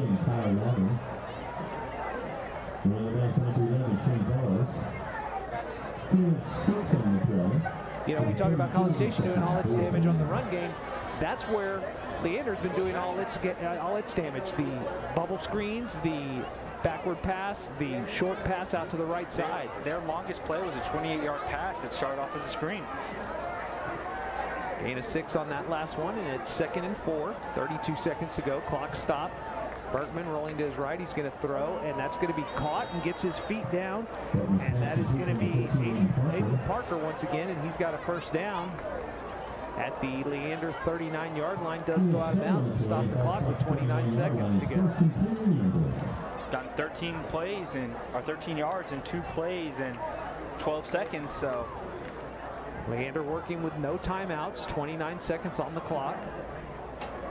Shotgun formation once again for Bergman. Has Stout back there with him. 2 receivers on each side. Now he brings a receiver in motion from right to left. It's Lavin. Looks to his right. Now he's going to throw the screen to Stout. And Stout's going to be dropped across the 40 at about the 42. Give him 3 yards. And now Leander trying to hurry as the clock is at 17. They do snap the ball, and he'll just throw it into the turf to stop the clock with 11 seconds to go. But it's now 3rd down and 6. Probably see a shot play right here. And then just a punt where they're just going to run around in the backfield and punt the ball off. 3 receivers left, 1 to the right, Stout to the right of the quarterback, or excuse me, Stout to the left of the quarterback, Berkman. Berkman takes a snap, drops back. He's looking to throw deep. He's going to throw the right side. He's got a receiver, and it's off his hands, incomplete. I believe that was Salazar. No, that was Woolridge. We talked about it earlier. Their leading receiver, in terms of yardage, hadn't seen him tonight, but that time we do see him there. And I think we see now where they use him. Plays like that, where they want to throw deep. And he's got the speed to get down the field. Yep, and I think that's probably why he has 6 receptions for 230 yards. 4th down, 6 seconds left. You can't need the ball here. No, and they've got their offense on the field. Quick punt.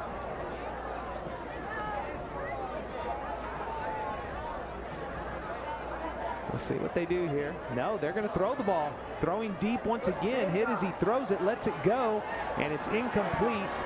There was some contact, but the ball was over the receiver's head, excuse me. That was intended for number 14, Aiden Parker, and that's going to be the final play of the first half. Not the greatest first half, very sloppy, a lot of penalties, but in the end, the Cougars on top, 17-3, John. Yeah, passing game not clicking right now. What do? They go to the run, and Leander hasn't done anything to stop it. The defense holding strong, but they're going to need that offense passing game to get going because you know Leander's going to make some adjustments to try to limit that run game. Well, the biggest thing the Cougars have to do is get rid of the penalties right now because that's been Leander's best offense, has been the College Station penalties because Leander has not hit a big play other than, would you say it was 22 yards on one pass play? 28-yard screen. Yeah, and that's been their biggest play of the night. The only time they really got into College Station territory, it was thanks to the penalties. So we'll see what adjustments both teams make. We're going to throw it back to the studio. We'll come back and get you ready for the second half. It's 17-3, College Station on top. You're listening to Cougar Football on Maverick 100.9. Good evening, ladies and gentlemen. Club Car Wash is now open in Bryan and College Station at the former Rapid Wash locations. This is a let me check. Join with attendants who prep every vehicle, free towels, and free vacuums. Become an unlimited member, and every month you can 21 minutes. Okay. And Club Car Wash are all Rapid memberships. Club Car Wash is now open at the former locations of Rapid Wash. ClubCarWash.com. Club Car Wash. Join the club. Ever find yourself in a department store with a question, but you can't find anyone who actually works there, so you just wander? That's what it feels like when you call most banks. But at Frost, we have live customer service 24/7, so you can speak to a real human right when you call, every time you call. No phone tree, no bots, just help from a real human when you need it. It's about being there for you. It's about more than money.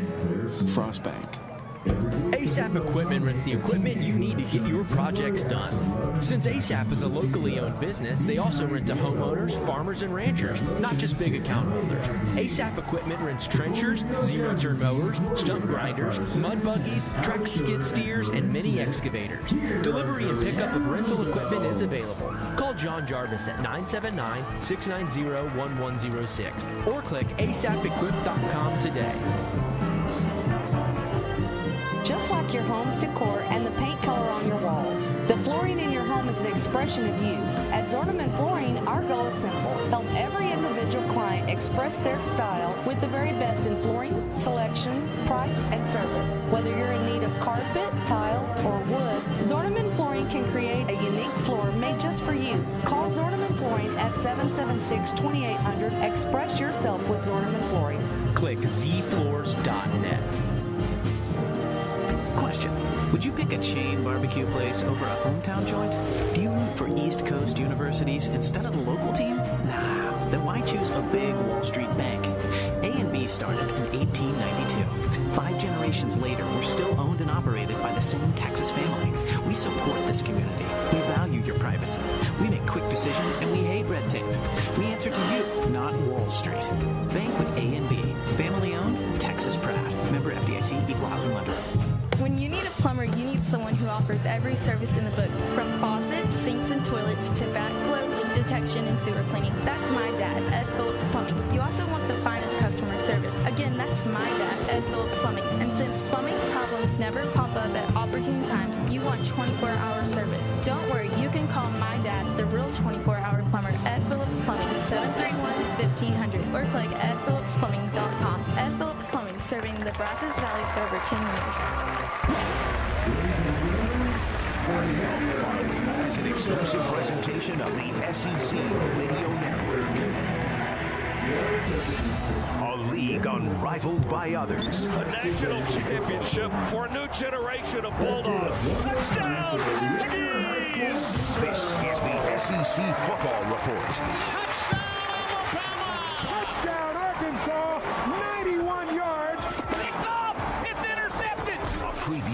weekend's action in the nation's premier conference. We want to have an us mentality where we play for each other. Here's your host, Cabell Philpott. With week 3 of college football in the books, the nation's premier conference saw its members rack up 11 wins, with 9 teams claiming victory by double digits. Come Sunday, the SEC placed 8 teams in the AP poll, tops of any conference in the nation. We'll break down the week that was within the SEC and preview the week 4 slate after this on the SEC Radio Network. At Social Security, we are always thinking of ways to save you time and make things easier. That's why we created My Social Security. Opening a My Social Security account gives you secure access to your personal record and interactive tools tailored for you. You can see if you are eligible to receive benefits, view spousal benefit estimates, and compare retirement benefit estimates at different ages or dates when you want to start receiving benefits. Already receiving benefits? Use your account to change your address, set up or change direct deposit, get a proof of income letter, and more. In most states, you can also request a replacement Social Security card. Save time. Go online. Open a My Social Security account at ssa.gov/myaccount. Social Security. Securing today and tomorrow. Produced at U.S. taxpayer expense.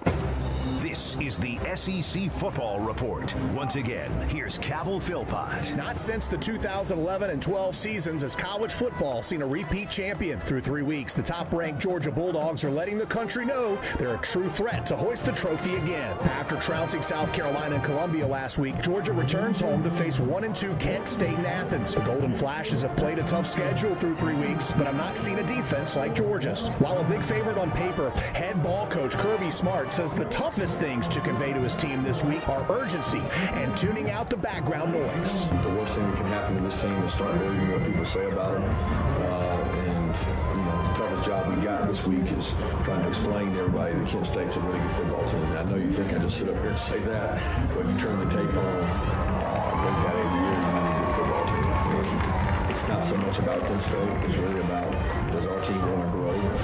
Missouri. Down on the Plains, a pair of 2-1 teams square off in their SEC openers when Missouri does battle with Auburn. While Missouri doubled up Abilene Christian in week 3, Auburn was demolished at home by Penn State. For Mizzou, the receiving corps ignited the offense last week, especially the efforts of sophomore Dominic Lovett. Tigers coach Eli Drinkwitz has appreciated Lovett's progress and believes the sophomore can help the offense reach its ceiling. Yeah, I mean, that's 2 weeks in a row, and really 3 weeks that he's played pretty well. Obviously, the ball got to him a couple of times through design plays, and then obviously, we had one late that we missed. That was another one, but he's got great speed. We've been able to settle him in at the slot position, and he continues to get better and better. And so it's just on us to continue to work that connection. For Auburn, the Tigers hope to flush a home loss to Penn State, instead channeling their focus to the SEC opener. When asked if this week is a must-win game, Auburn coach Brian Harsin responded as one might expect, knowing each game is just as important.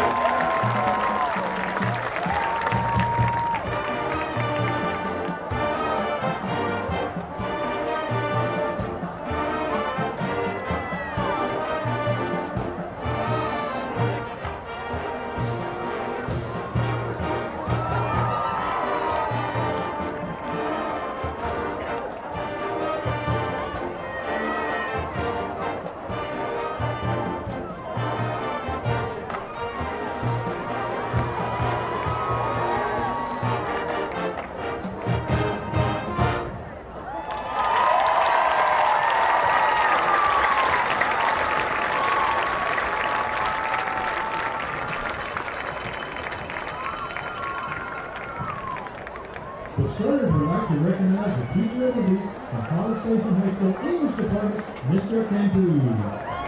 The starters are under the direction of Christine Frankie and Melissa Riviera. Thank you for supporting the Cougar Stadium starters. Go Cougars!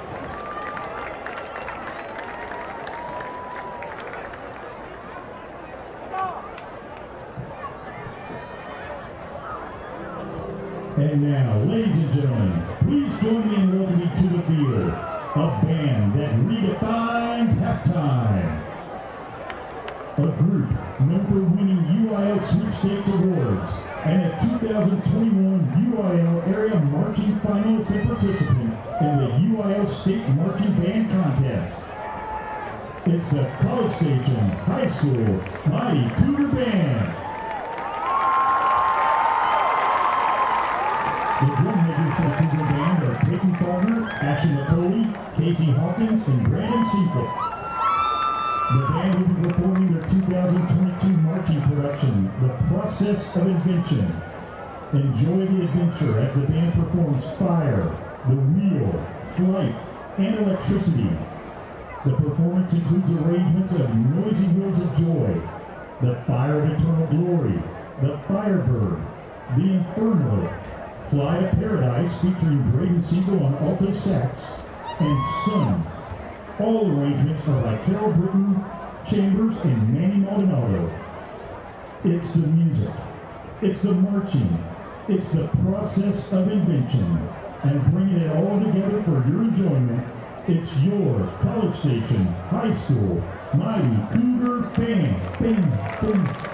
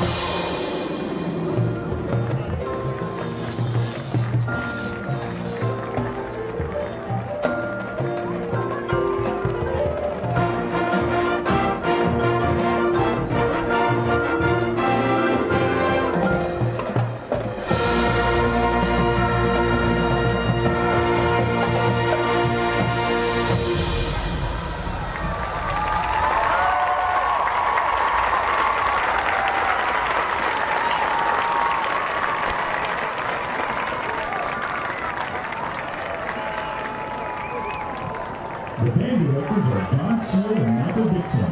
Color guard director is Roy Nolan. The Cougar Band guard director thank our generous corporate sponsors. Carrier's Real Estate Group, Realtor Hayden Riley, Kevin Verdugo Farmers Insurance, HEB, Avery Law Firm, Brown Shoe Fit Company, Keller Williams Bradis Valley, Thorn Music Center, Bradis Valley Oral and Maxillofacial Surgery Dental Implant Center, and CC Creations. Finally, thank you, our wonderful fans. We hope you have a great Lone Star State weekend.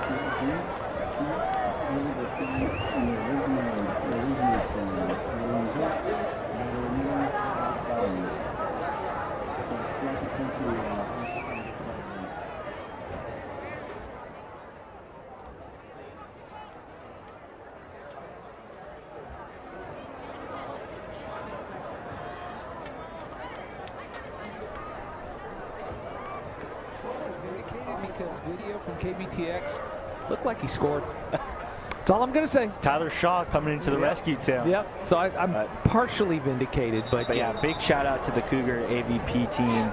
You know, awesome opportunity. I'm really excited that the state of Texas kind of eased those restrictions because it was something that started in 2020 when you couldn't have a lot of people at the stadium. Right. 50% capacity. So people had to find a way to watch the game, and UIL opened it up, said, hey, you can stream it and give this an opportunity for these young high school students to learn about video production, and they've done an awesome job the past couple of weeks. We are ready to get this second half underway. College Station will be kicking off. Cougars going from right to left on your radio dial. Connor Young has it on the tee. We're about ready to start the third quarter, which is brought to you by Kelly Bird Dozer, your #1 excavating contractor. Kelly Bird Dozer, 778-1902, proudly supporting the youth of our community. Back to receive for Leander is going to be Woolridge. And the other receiver back there is going to be Stout, and it's going to be Stout, and he's going to be cut down immediately. And coming up and making that tackle is going to be Caden Toon. And Stout taken down at the 24. Leander will start their 1st and 10. And the one part of the special teams that has been good for Cougars, kickoff coverage. Been excellent filling the gaps right there. Damian Stout in the backfield. He is your running back, the quarterback, Cameron Bergman. Bergman will send 2 receivers to the left of the formation, 1 receiver to the right. That lone receiver to the right is Aiden Parker. They've worked his way quite a bit tonight.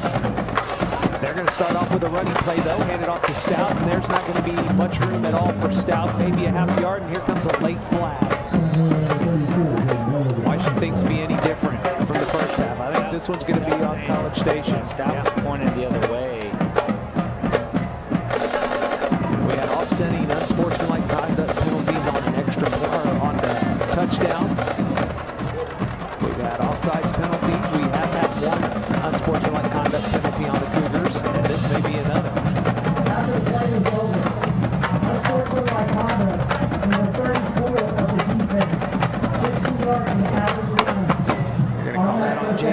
goes. And that's going to be a 15-yarder.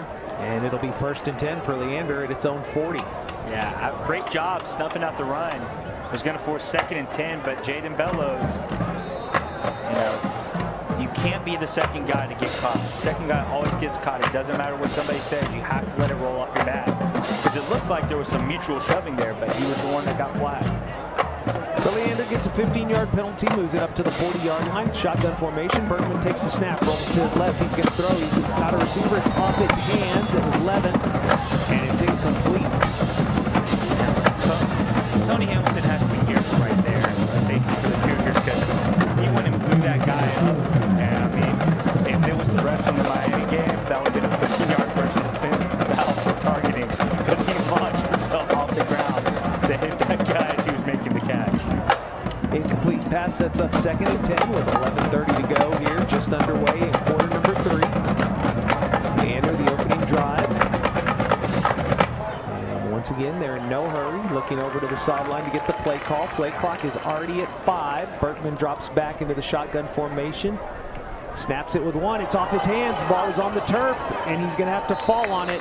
And that's a huge loss all the way back to the 29-yard line, a loss of 11.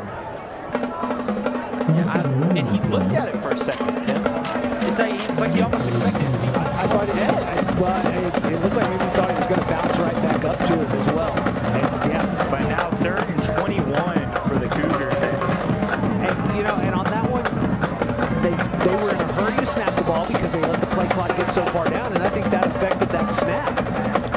I mean, here we are. The play clock's already at 12, and they're still looking over at the sideline getting the play.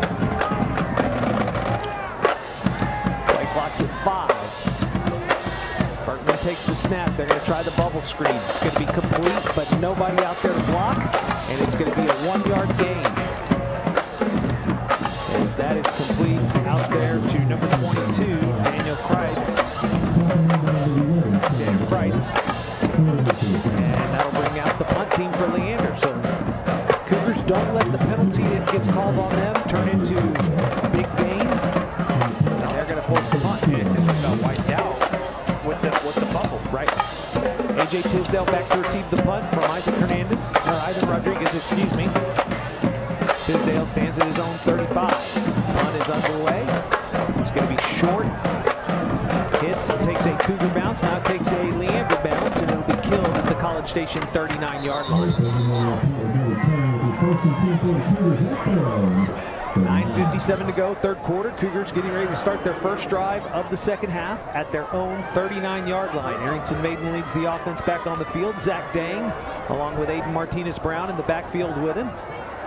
2 receivers out to the right. Bo Corton and Jackson Verdugo. 1 receiver to the left, it's A.J. Tisdale. Maiden is going to take it himself, but before we can get the play going, whistles.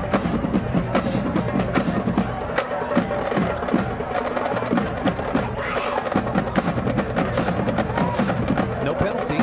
They just stopped the play. Don't know what it was. Maybe they weren't ready to go. I don't know, but well, they blew the play in. Yeah. And they just stopped it. I'm not sure what that was.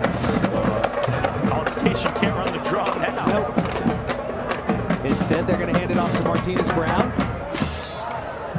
Has to make a move in the backfield as there was a little bit of a bobble on the snap, on the handoff, but he does turn it into a 2-yard gain.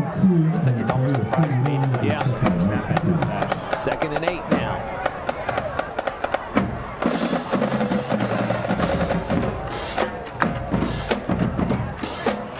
Martinez-Brown in motion out of the backfield. Maiden's looking, still looking. Now he's going to throw in the middle. He's got Jackson Verdugo.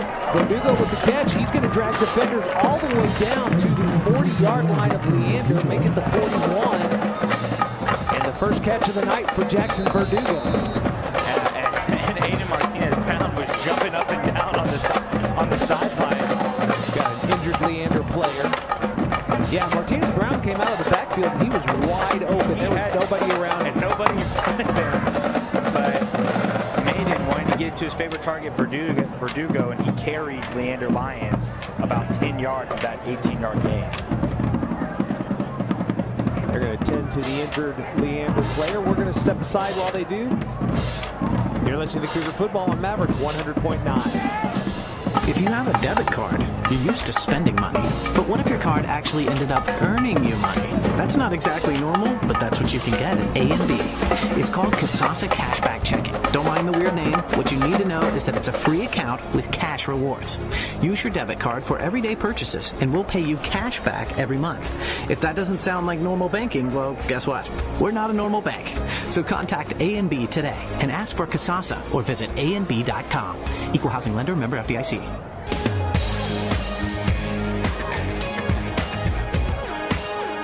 Injured Leander player to his feet. Glad to see that, as that is Michael Segovia. He's able to walk off under his own power. And now he'll trot over to the sideline, so good to see that. Hopefully nothing serious, and he'll be back in soon. And as we come back to action, College Station with a 1st and 10 at the Leander 41-yard line.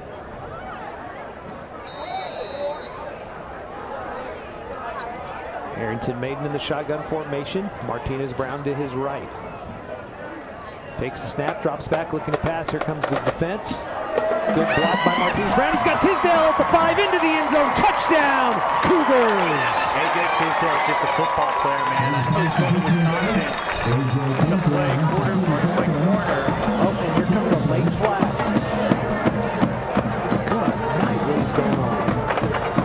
I think there's some chippiness from Leander going on in College Station, just getting bothered a little bit. I almost wonder if they're going to call. Well, let's see. This one may be on. This one's on. No, it's on College Station again. Because they're going over to talk to the Leander coach. The play. Yeah. Oh yeah. I just don't know what's going on. Yeah. For the Cougars. Well, we're going to find out here from the referee.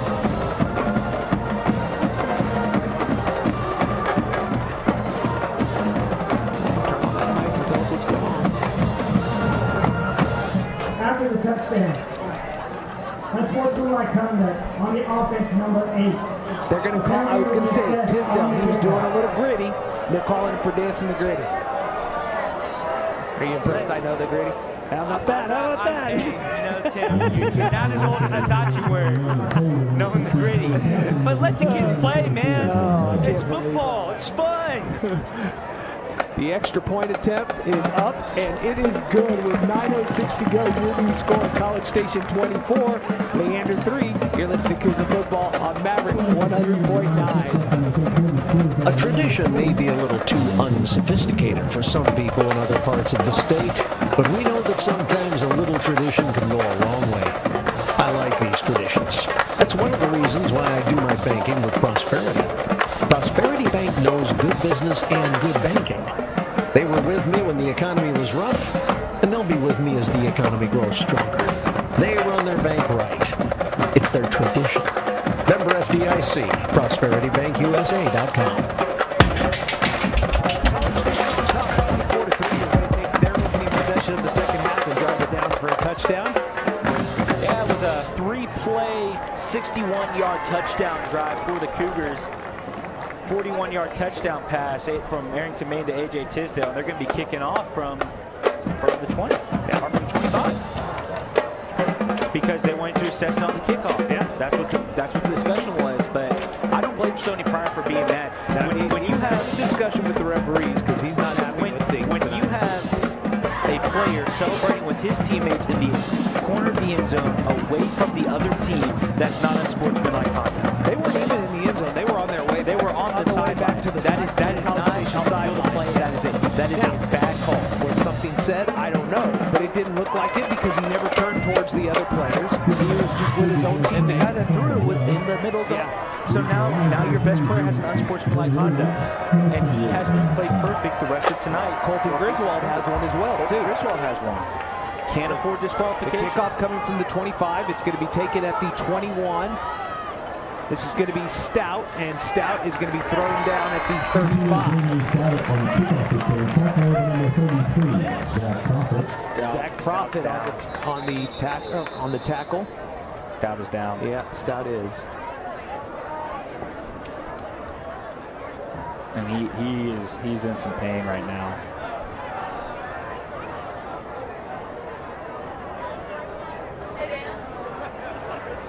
tending to him over on the far side. The Leander training staff out there. Doc Frazier also making her way over there just to make sure they don't need any help. And we've been seeing quite a few injuries tonight, quite a few players down. Fortunately, the majority of them have gotten up. Stout is up and walking off. Looks like maybe this could be a shoulder injury, the way he's holding his arm. Well, and the way that he got tackled, you know, he kind of got slung around by that shoulder. And, you know, hope he's okay. Leander will start first and 10 at its own 35.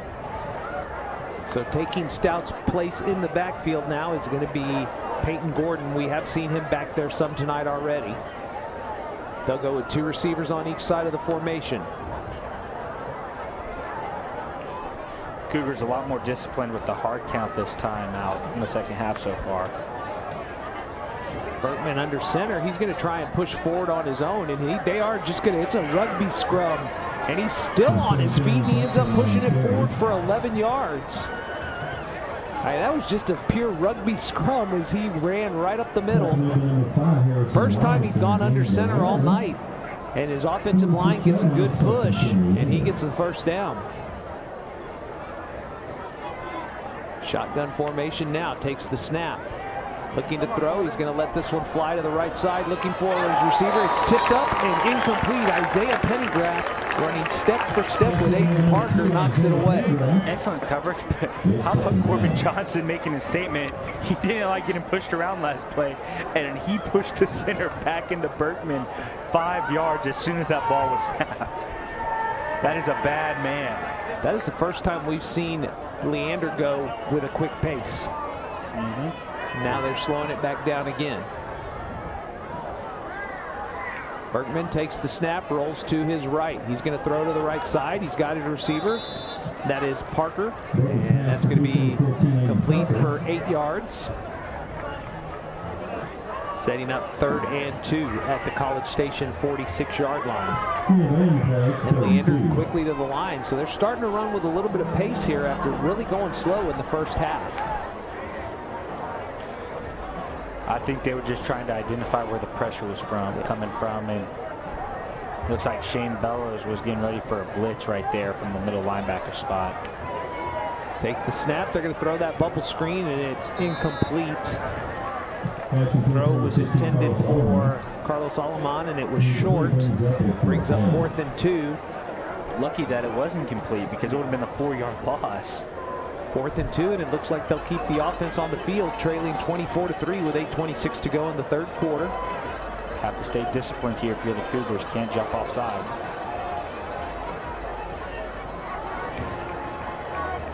And Leander doing that where they do the hard count, and then he walks up to the line, looks back at his offensive coordinator, get the play call. Play clock at 10. He's under center, tries to push through, and he's going to...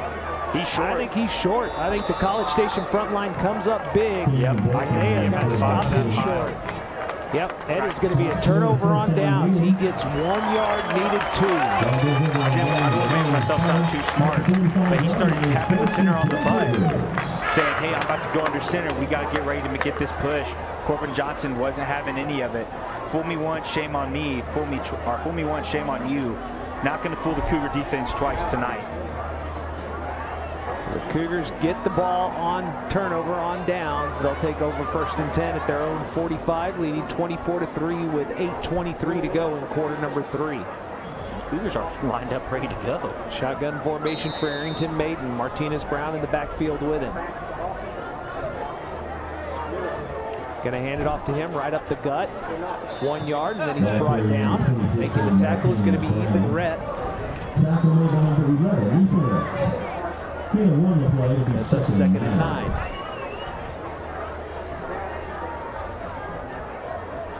Cougars ready to go once again. Maiden looks over to get the play call. Looking to pass, has some time. He's going to throw, and it's incomplete off the hands of the intended receiver, Jake Pivotal. Again, another Cougar drop. Yep. Sets up 3rd and 9 now. Maiden takes the snap, rolls to his right, wraparound draw to Martinez Brown, big hole, cross midfield at the 45 now, and he has the first down at the 44. Ball comes out, Leander says they have it, but they're going to say he was down. Gain of 11 right there for Martinez Brown. Ran that wraparound draw, and it comes up big with another first down in Leander territory. Motion Martinez Brown out of the backfield. Maiden's going to be swarmed under. Good pressure coming there. First contact was by Langston Brady, and then cleaning it up was Ethan Redd, and that's a loss of 3.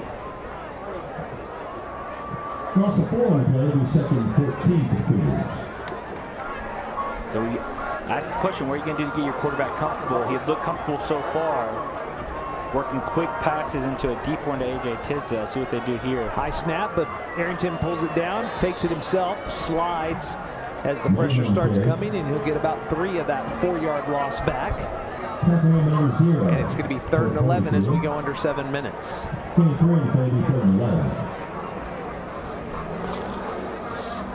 Take a shot here, Tim. I'm with you. Trips to the right of the formation. Maiden rolls that way. Here comes the pressure. Gets away from it. Now he's going to throw it. He's got a man downfield, and he can't get it. And the throw was a little bit too long, and Peyton Cashin could not come down with it. And it's going to force a punt here. I'm surprised Maiden didn't get sacked. He did a great job of getting away from that pressure. Shrugging it off, and I think when he had his feet set to make the throw, but when he shrugged it off, it changed his feet a little bit. Yeah. And he wasn't in a position where he was super comfortable to make that throw, bring out Connor Young on 4th and 11. Woolbridge back to receive the punt. Young's punt is off. Fair catch being made at the 15. That is going to be Gavin Brzezinski. And I think they're going to get 40 right here. Yeah, there's a flag at the 21-yard line. 40 shoved the Cougar player right in front of the official. But the problem is that he kind of got a little shoved back from a Cougar.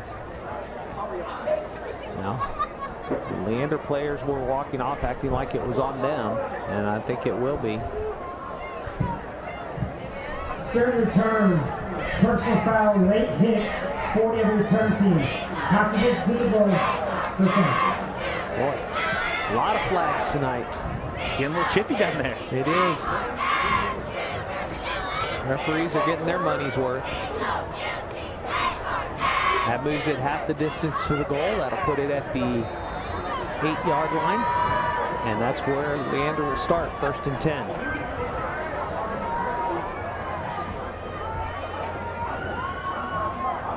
Berkman in the shotgun formation. Takes the snap. He's going to hand it off. And a big gain off the left side and finally pulled down.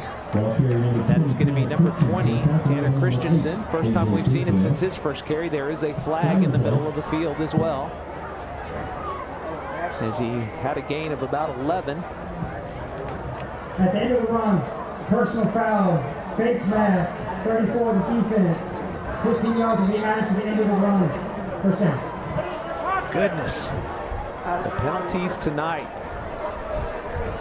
I'm going to be a good broadcaster, Tim, and I'm not going to say anything about people tackling high and getting hands around people, but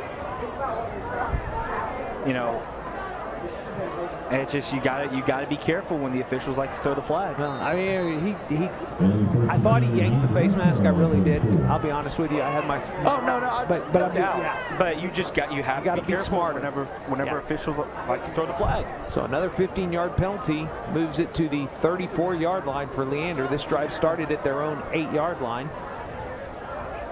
Shotgun formation. Going to hand it off. No, fake to give to Christensen. Now they're going to throw, and it's incomplete. Looked like maybe, couldn't tell if Colton Griswold got a hand on it first, and then Isaiah Pennygraph knocks it away from the intended receiver, Aiden Parker. I think Parker just dropped it. I think Pennygraph had good coverage, and Griswold was crashing down on it, and Parker just dropped it. Leander ready to go. They're going to throw the bubble screen. It's complete. Another flag. I think this time it's going to be a hold on the receiver out there, Kyle Lavin, who was trying to block for St. Woolbridge, but lost 4.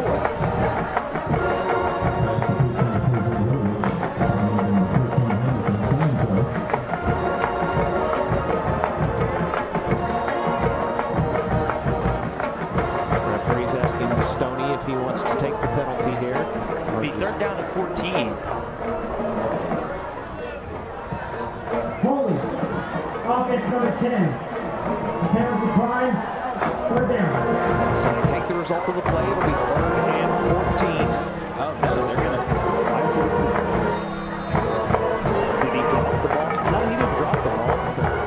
They're going to hand it off to Christensen, and he's going to get about 2 yards. And that is it. It's coming up to make the tackle is DeAndre Hartwell. That'll make it 4th down. This game just has had no flow, John. I mean, really, it's so choppy. Yeah, it's got chippy and choppy. Yeah, and it's gotten kind of stale here in this quarter as we approach the 5-minute mark with College Station on top, 24-3. Leander will bring its punt team on. Tisdale back to receive the kick. What did the special teams Rodriguez? What do you think the special teams coordinator said to the line? Do not jump. Rodriguez gets the kick off. Tisdale's going to let it hit, and it hits a Cougar player. And Tisdale's able to fall on it. That ball popped up and hit Isaiah Pennygraph. And Tisdale able to recover it at the College Station 25-yard line. Yeah, and Pennygraph wasn't trying to do anything special. It just was a perfectly placed bounce that Pennygraph trying to get out of the way just bounced up and hit him in the chest plate. Cougars with the ball, 1st and 10 at their own 25, 4:52 to go here in the 3rd quarter. I've not seen Anthony Trevino back. No. Hope he's doing okay. No. Looking down, he's on crutches right now on the sideline, so not a good sign for the Cougars.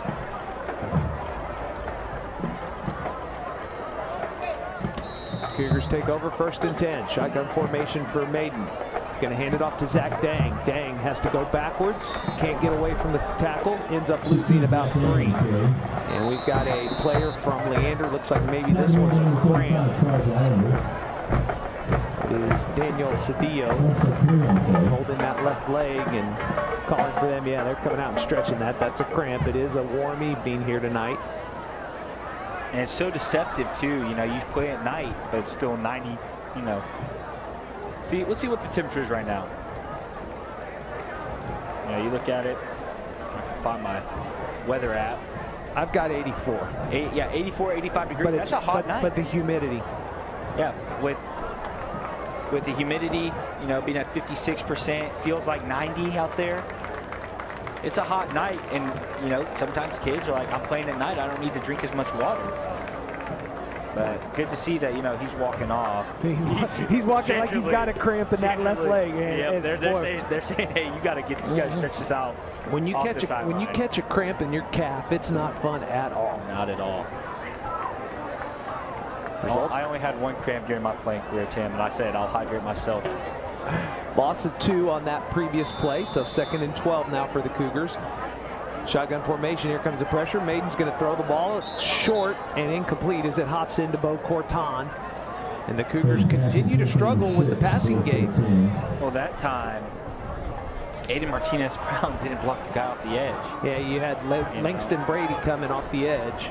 And so that's where Anthony Trevino may be a smaller guy, but he's not afraid to go up there and put a block on someone. 3rd down and long now for the Cougars. Going to motion Martinez-Brown out of the backfield. Maiden's going to take it himself, and he's going to get up near the 30.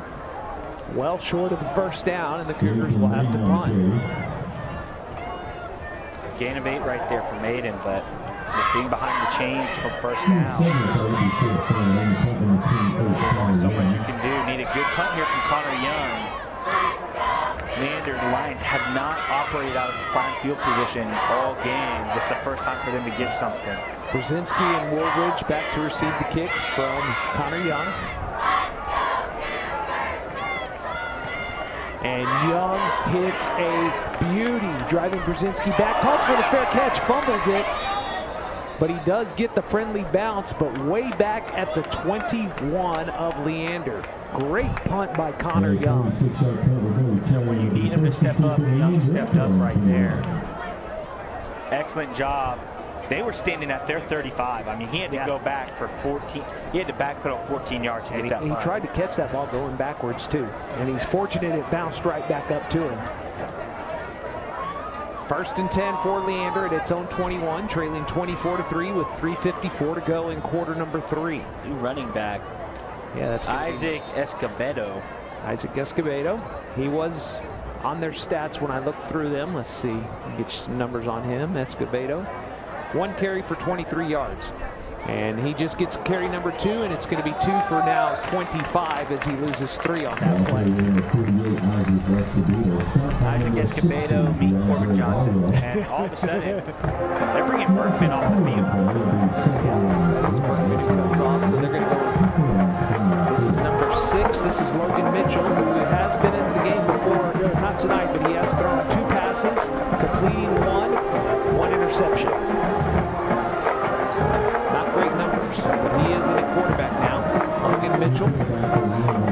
And he's going to run it himself. And he's going to be slung to the turf by Malik Cotton. And he'll get a gain of about 4. And he'll set up 3rd and 8. Yeah, not surprised that he ran the ball there. You know, you just mentioned his passing times. 50% of the time, he works 100% of the time, Tim.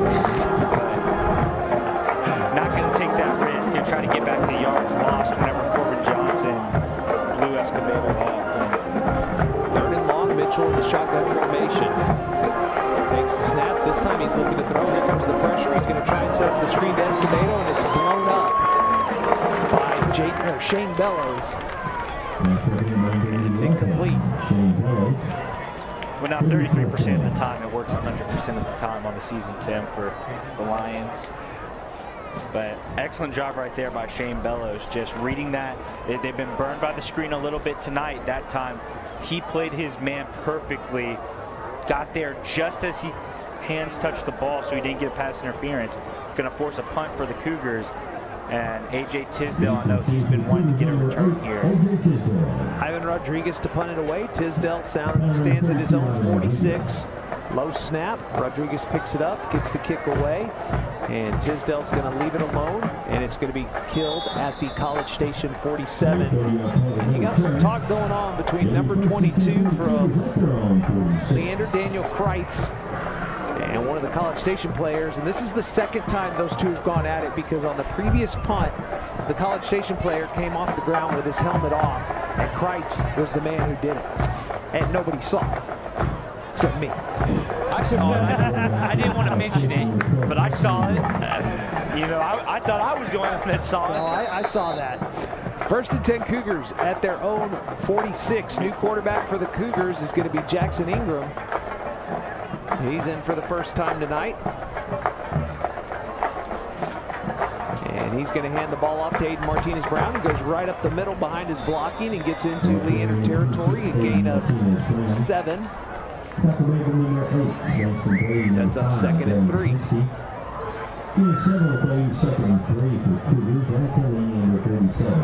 Quickly back, handed off to Martinez-Brown again. Spins off of 1 tackle and falls forward to the 1st down. At the Leander 43-yard line. 2:06 and counting here in quarter number 3. Shotgun formation for Ingram. Looking to throw. He's going to throw. He's got a receiver. It's Corton, but he can't haul it in. And it's going to bring up 2nd down. Just has not been a night for the Cougars passing. You know, Ingram made him down there rolling the shoulder around. Have to wonder, you know, maybe he took a hit. But on the ground, College Station's been moving it well. Zach Dang takes the handoff, starts in the middle, cuts back, and is able to turn it into about a 6-yard gain.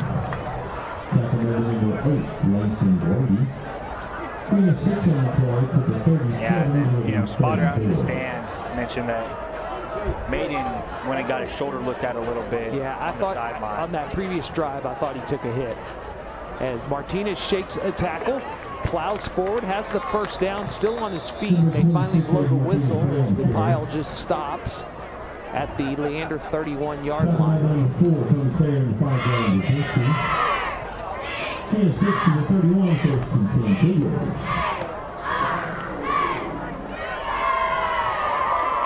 Ingram fakes the handoff. He's going to throw. He's got Verdugo. Verdugo makes the catch. And that's going to turn into an 8-yard gain on the little out play. And it's going to be 2nd and 2.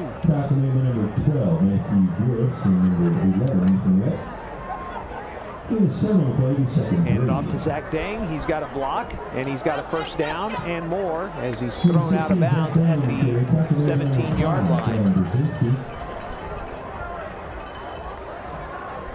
College Station working a lot out of that two-back set now. You can see Anthony Trevino injury.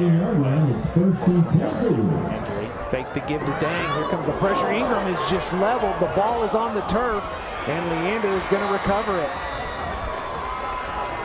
Blind side. Jackson Ingram did not see the defender, and he got popped, and the ball comes loose, and Leander falls on it at the 26-yard line. Yeah, Jackson Ingram just got hit hard. Blind side, I mean, just sent pressure, and you got to feel bad for him when you take that kind of hit, as he was about to start throwing motion. But now Leander, all the juice here with 30 seconds left in the third quarter. They take over 1st and 10 at their own 26-yard line, trailing at 24-3. And Berkman now back in there at quarterback. Rolls to his right, looking to throw. He's going to let this one go, and it's kicked off. That is going to be Harrison Robinson, who steps in front of the intended receiver and takes the ball away. Yeah, Harrison Robinson just read it all the way. They ran a crossing route, slot receiver on a corner, and Harrison Robinson just stared down, watched the quarterback, patted the ball twice, stared down his receiver, and threw an interception. And Robinson returns it to the Leander 26-yard line. Back out is Jackson Ingram. Arrington Maiden on the sideline watching him. He's moving that right arm and trying to keep that shoulder loose. Ingram looking to throw. He's going to throw towards the end zone. It was intended for Verdugo. He can't get to it, but he was held by the defender, Jaden Arnold. The flags do come out. Generous pass interference calls. Yeah.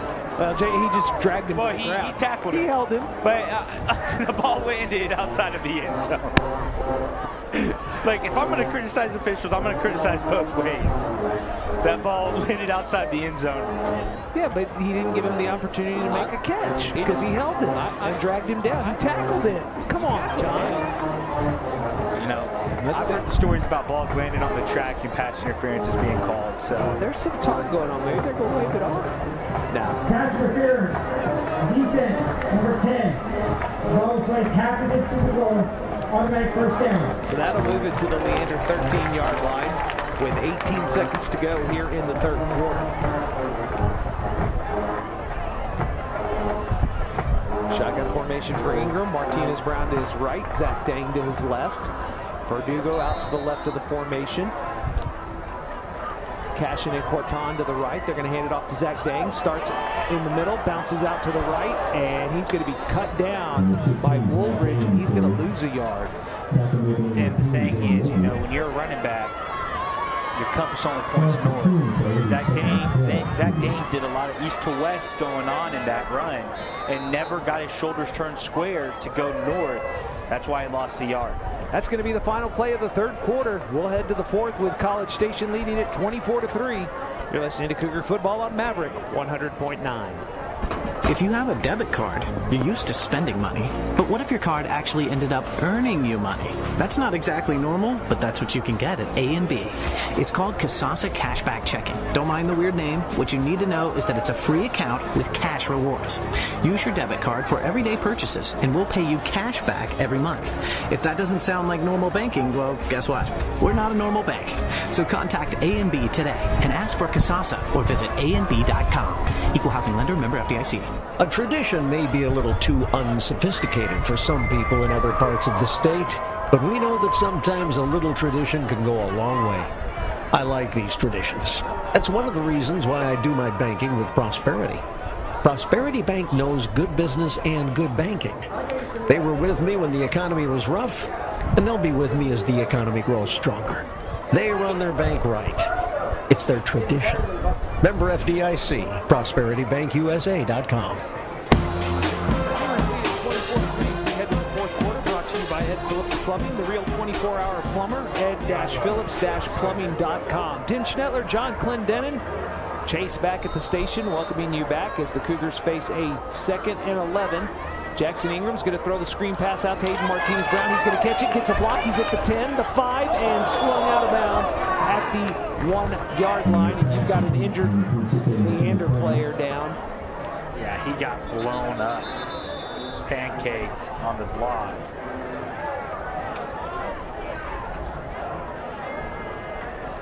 That is number 12, Mathau Burris. That is down for Leander. Give Aiden Martinez-Brown a lot of credit on that play because that pass was behind him and a little bit high, and he did a nice job of going up, getting it, and then seeing the opening and getting down the field to the 1-yard line. While we've got some time here, let's take a look at our Brazos Valley scoreboard. It's brought to you by Amarillo National Bank. Amarillo National Bank, locally owned, family strong, and here to stay. Visit ANB.com today. Yeah, A&M consolidated. We keep talking about their response. They're up 45-26 with 10:15 left in the first half. That's after, you know, they got picked to lose. They were a 6-point underdog to Georgetown, according to Texas high school football. Georgetown was favored 41-35 in that game. Leander Glenn has gone final against Pflugerville Hendrickson. They won 38-28 at home. Cedar Park on top of the Georgetown Eastview Patriots 52-14. And then the Temple Wildcats, if I can pull it up.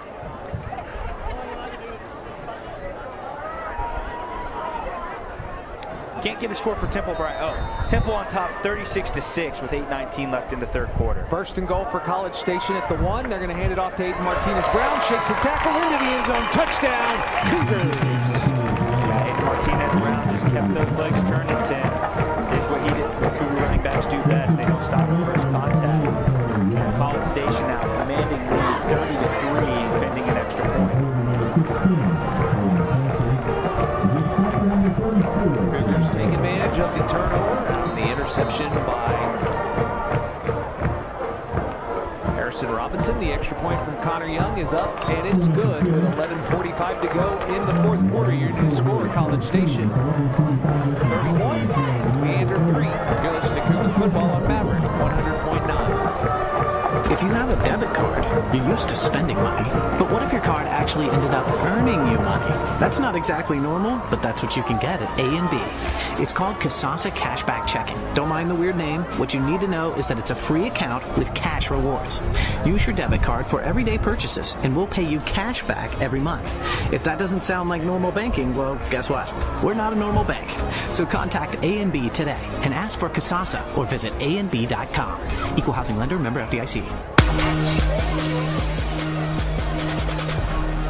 31-3, College Station on top of Leander here in the District 11 5A opener for both teams as the Cougars take advantage of the turnover and add to their lead. Yeah, it was a 6-play, 27-yard drive. Highlighted Adrian Martinez-Brown did the work, 11-yard reception to set up a 1-yard touchdown run where he punched it in, his second of the night. And, you know, Cougars a little banged up tonight, but the guys that have come and stepped in have responded. As we get a look down there, yeah. Anthony Trevino, no shoulder pads. He's on crutches with a boot. Yeah, not what you want to see for the Cougars. But Aiden Martinez-Brown has answered the call so far tonight. Hopefully he can keep it up. Connor Young kicks this one out of bounds, and that'll be a penalty flag thrown. College Station football brought to you this season by Club Car Wash. Club Car Wash, become an unlimited member, and every month you can wash your ride whenever you need. Club Car Wash, join the club. By Prosperity Bank, real bankers, not just a bank. Prosperity Bank, member FDIC, and by ASAP Equipment. To purchase or rent premium equipment at affordable prices, visit asapequip.com. Want to remind you to stick around for our Zwirtman Flooring post-game show. We'll wrap this one up, look ahead to next week, and we'll also have an interview with head coach Stoney Pryor. Yeah, Tim, it's 43-6 now across town at Myrtle Green. Yeah, Temple has put up 21 points in less than 6 minutes. Brian without its starting quarterback, who had surgery this week, and they're a different team without him. He's a dynamic player. 1st and 10 for Leander at its own 30-yard line. Shotgun formation. Berkman looking to throw. He's going to try and throw deep, and he overthrows the intended receiver, Aiden Parker. That's the thing, is that A.J. Tisdale is still a high school corner, but you can see the flashes. There he was beat by about a step, but he delayed the wide receiver enough that he was a step behind where that ball needed to be. And if he was where he needed to be, A.J. Tisdale would have been right there. That's what you need whenever you're a corner. To just either delay them just enough to make them a step slow, or to be step to step. 2nd and 10. Berkman again looking to throw. Under some pressure, rolls away from it, still looking. Now he's going to have to run out of bounds. And he'll get a gain of about 2. I think give him 1. Yeah. Let's see where they finally mark it. Yeah, they do mark it at the 31, so just a gain of 1. So that's up 3rd and 9. Anthony Medrano was the one who escorted him out of bounds.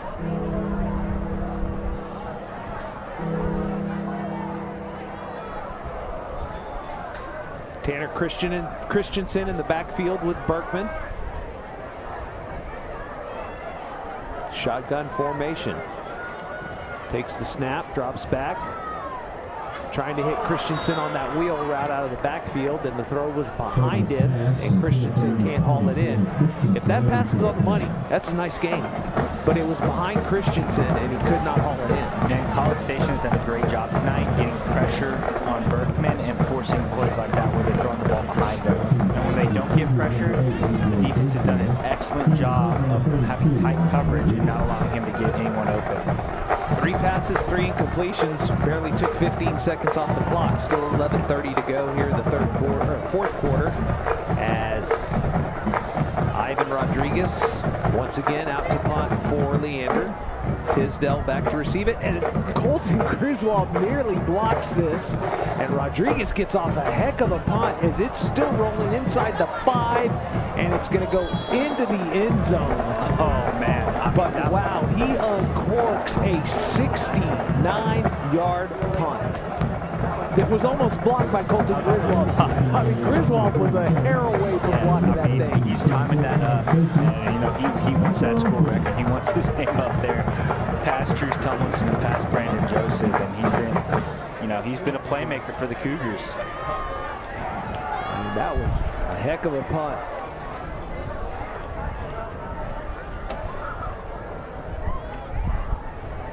First and 10 for the Cougars at their own 20, and we've got whistles before the play gets started. Down marker wasn't set. Yep. And that's just where you have to be paying attention if you're the down guy. Now we're ready to go. Ingram in the shotgun formation is going to hand it off to Martinez-Brown. He's going to dance through the line and end up picking up 8. 9. Wow, they did. Yes, they did. 9-yard gain. You know you're good as a running back whenever you fall forward for a yard every time. Going to hand it off to him again off the right side. Big hole. Gets through it. He's at the 40, 50. 40, and still on his feet and finally knocked out of bounds at the 34-yard line of Leander. Nice run there by Aiden Martinez-Brown. 38-yard rush in College Station, hurrying up. Martinez-Brown comes off to get a breather. So you've got Xavier Vela back there along with Wilson Stapp. It's going to be Stapp who gets the carry off the left side. Big hole for him. And he's going to run through one tackle and then be brought down inside the 30 at the 28. And 6 for Stapp. 6 on the play, 2nd and 4. Ready to go again. Ingram takes the snap. He's looking to throw. He's going to throw towards the end zone, looking for Jackson Verdugo. And it's caught. Verdugo adjusts. That ball was underthrown, and Verdugo adjusts and catches it at the 3-yard line. Yeah, I mean, just all the time in the world, ball gets underthrown, and Jackson Verdugo gets in front of his man without pushing off, and then holds both feet in as he makes the catch on a ball out of bounds. 1st and goal at the 3. Going to hand it off to Stapp. Bounces off a tackle and then cannot get away from the next defender, Gavin Brzezinski. He does get a gain of 1. That play kind of was a little bit disjointed from the beginning as Stapp ran into the quarterback, Jackson Ingram. And it'll be 2nd and goal. Going to give it to Stapp again. This time he's through the right side into the end zone. Touchdown, Cougars! And congratulations, Wilson Stapp. First career touchdown for the Cougars here. Number 27 punches it in from 1 yard out.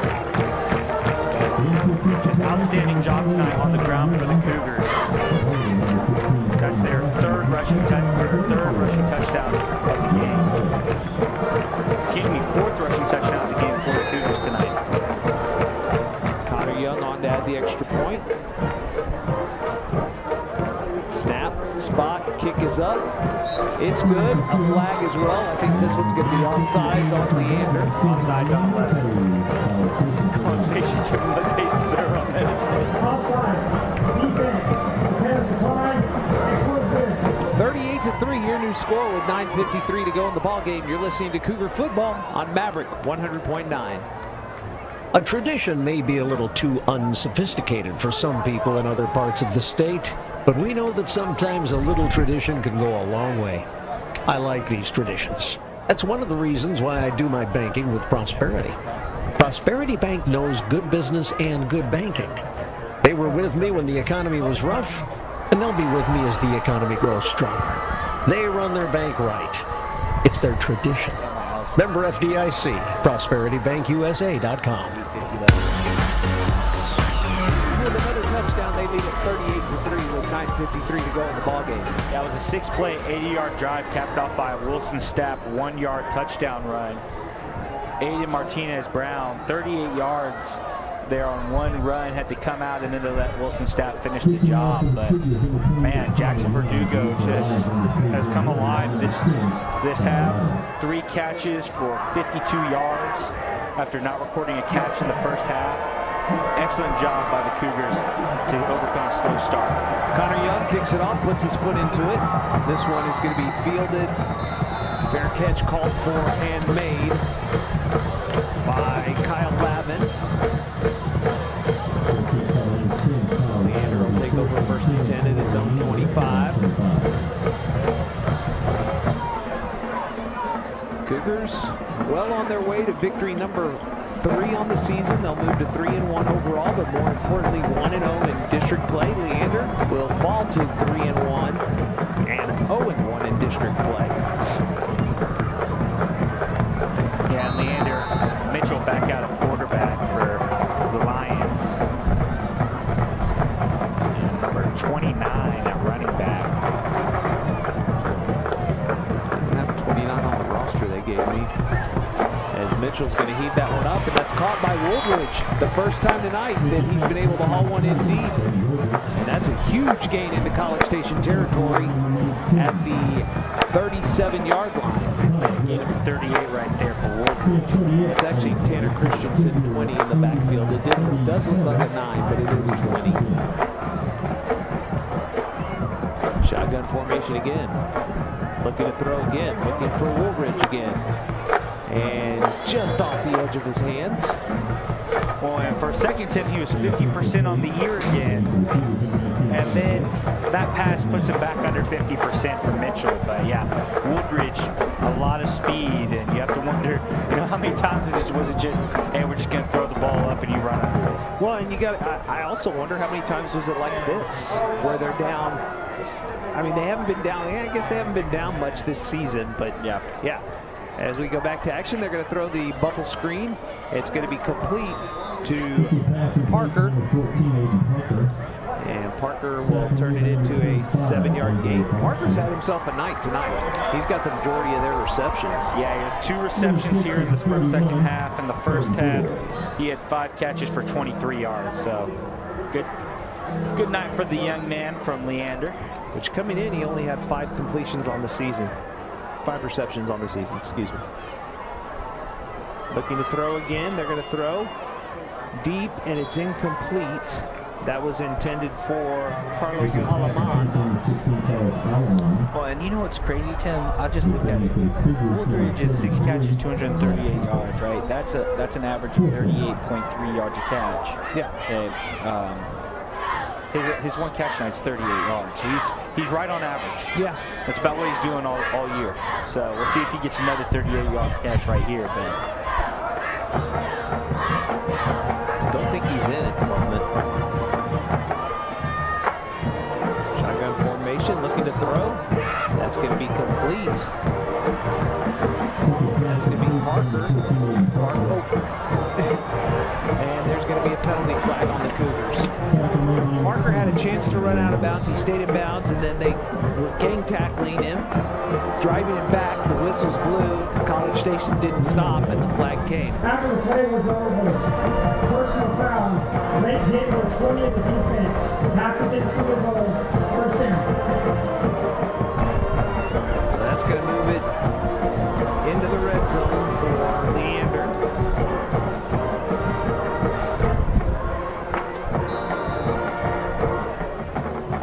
At the 11-yard line, first and goal. Or excuse me, first and 10 at the 11.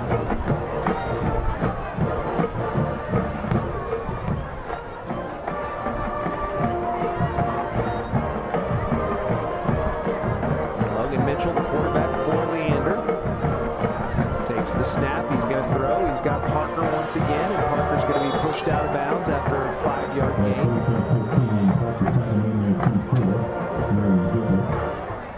So they'll mark him at the 7, so just a gain of 4, sets up 2nd and 6. Just that quick slot receiver screen.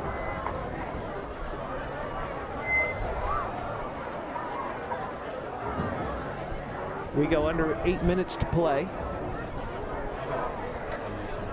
And taking its time now again, getting the play in.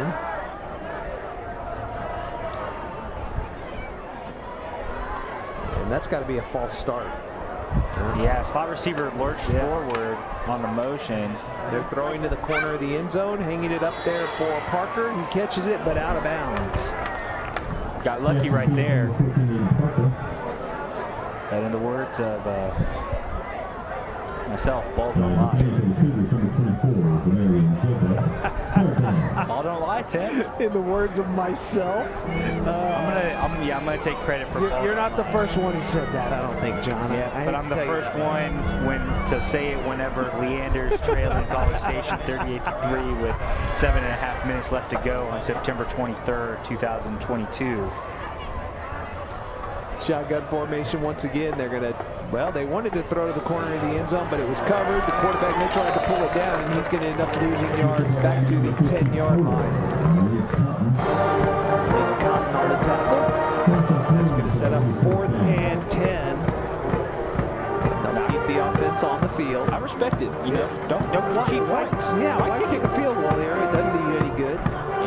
They bring in Isaac Escobedo. Bring in the big boy, Tim.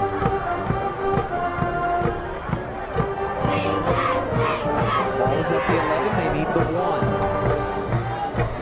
1. So we're under 7 minutes to go. And the play clock at 5. They may have to burn a timeout here. 2, 1. Well, they do get it. Nope, they don't get it off. They are going to burn a timeout. Yeah, and they had it before the play clock hit 0. They'll take a timeout. We'll take it with them. 6:43 to go in the ballgame. Cougars in control, leading 38-3. You're listening to Cougar Football on Maverick 100.9. If you have a debit card, you're used to spending money. But what if your card actually ended up earning you money? That's not exactly normal, but that's what you can get at A&B. It's called Kasasa Cashback Checking. Don't mind the weird name. What you need to know is that it's a free account with cash rewards. Use your debit card for everyday purchases, and we'll pay you cash back every month. If that doesn't sound like normal banking, well, guess what? We're not a normal bank. So contact A&B today and ask for Kasasa or visit ANB.com. Equal housing lender, member FDIC.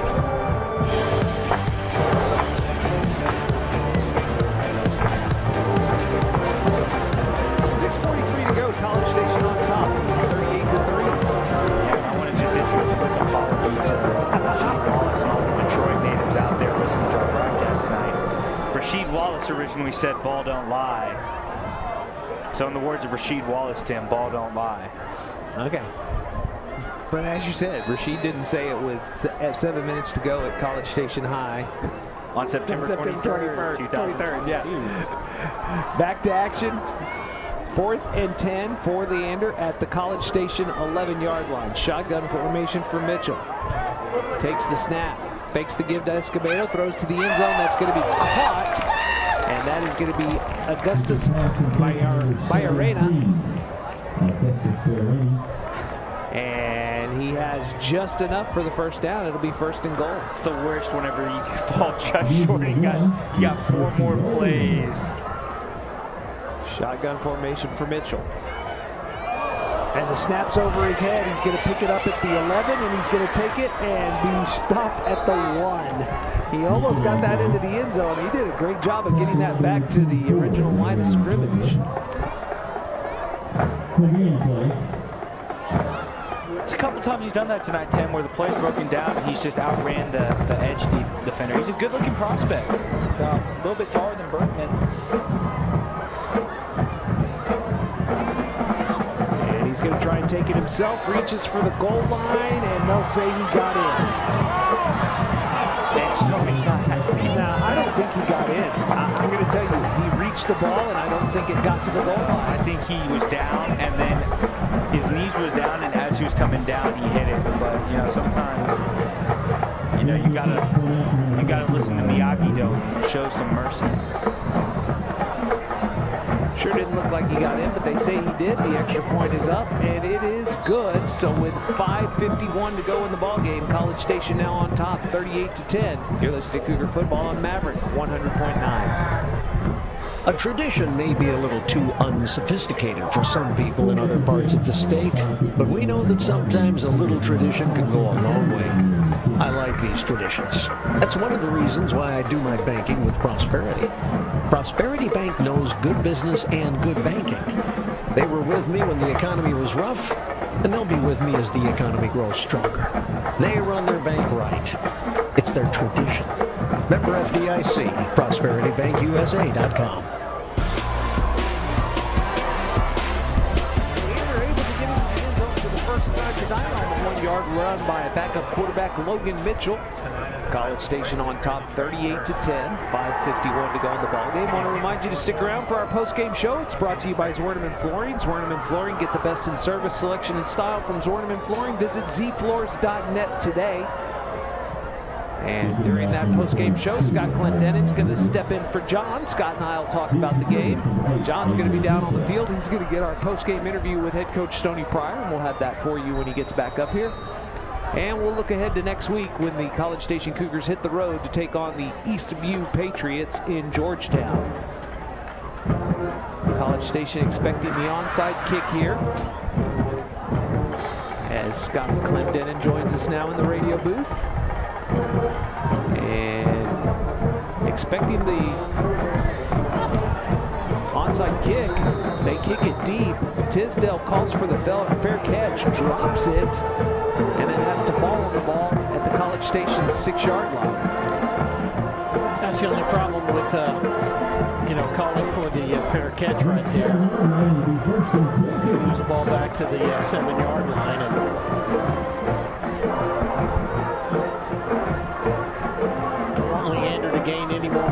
but the Cougars certainly been in control of this ball game. Going to hand the ball off to Stapp, and Stapp is going to get across the 10 and up near the 15. Wilson Stapp, sophomore, 5'9", 165.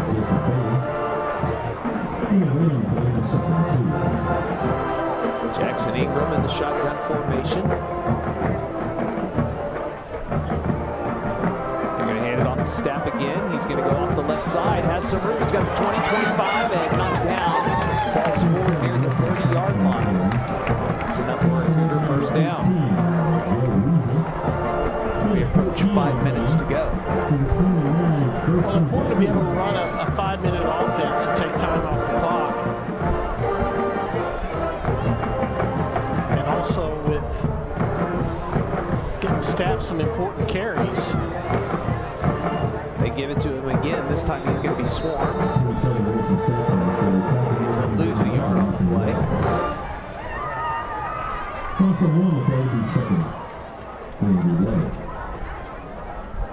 Cougars tonight, not a lot of success passing the ball. They have done most of their damage on the ground. Jackson Ingram, he's looking to throw, gets it out there, and it's dropped. That was intended for Cole Cashin.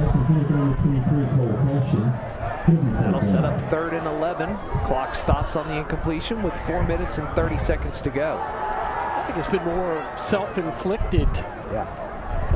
On the passing attack, and really have the confidence to be able to get a plus play in the rushing attack almost at any time. I mean, here on 3rd and 11, it's not necessarily a passing down for the Cougars. Ingram fakes the handoff, rolls to his right. He's going to throw, and it's incomplete. That was intended for Datavian Lott, excuse me. And that's going to bring up 4th down. And that'll bring out Connor Young. And I know y'all have talked about the, the uncomfortableness in the right shoulder of Maiden. He tried to work that out a couple times there on the sideline, and just, it seemed like it tightened up as it went along. Connor Young in to punt for the Cougars. That last 46-yard punt, probably his best punt of the season. Yeah, John was saying he needs to uncork a good one here, and he sure did. This one will end over end. It's going to hit and take a Cougar bounce, and it's going to roll inside the 25. And it'll be killed at the 24-yard line. So another nice job there by Connor Young as Leander will take over with 4:12 to go in the ball game.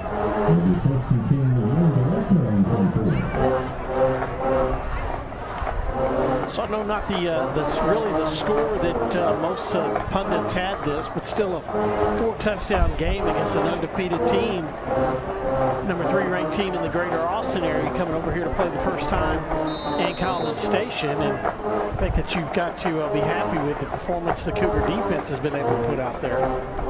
Yeah, I was really, coming into this game, Scott, they were 3-0, and I was really surprised with all the like you said, the number 3 team in the greater Austin area. And yet you look at Dave Campbell's football, had them picked to finish dead last in this district. Yeah, so there weren't a lot of expectations coming in as that pass is incomplete.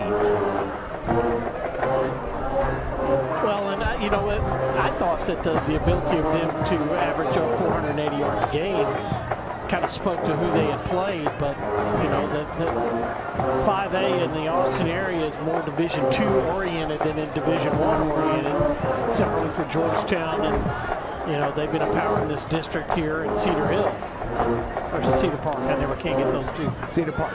2nd down. Mitchell looking to throw. He's going to throw deep, and this is going to be almost picked off. Great coverage there by C.J. Lewis. And it's incomplete. It was intended for Garrett Pites.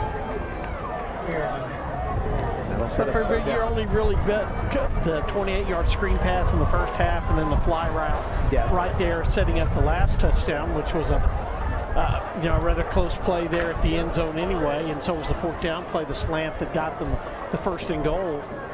Even the backups that have been out there for the Cougars have still been able to have some success defensively. 3rd and 10 now. fake the give. Mitchell's going to throw, and it's going to be caught. And that will be enough for a first down, as making the catch is Augustus Bayarena. And Bayarena takes that to the 36. It's a 12-yard gain.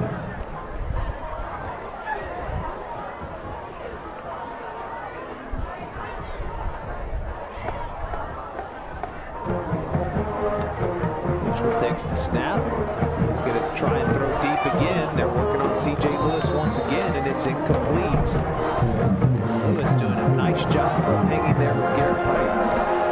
Yeah, they've kind of gone at Lewis. You saw him flip-flop him as far as on the other side with Pike has been on their, their big play guy.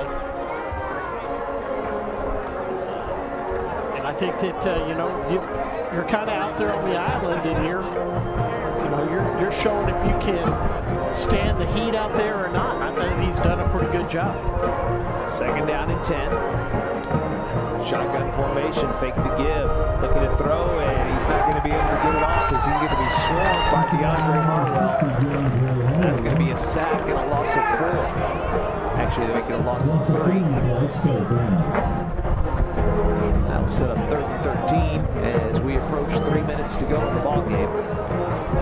And, I know that the Cougars had a good week of practice, but I just don't think they have the rhythm or the snap that they had against Temple. And they'll look to regain that edge here in the next week.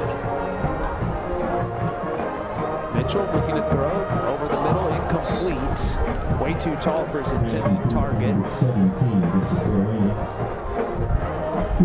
Intended again for Bayarena. And that'll bring on their punt team.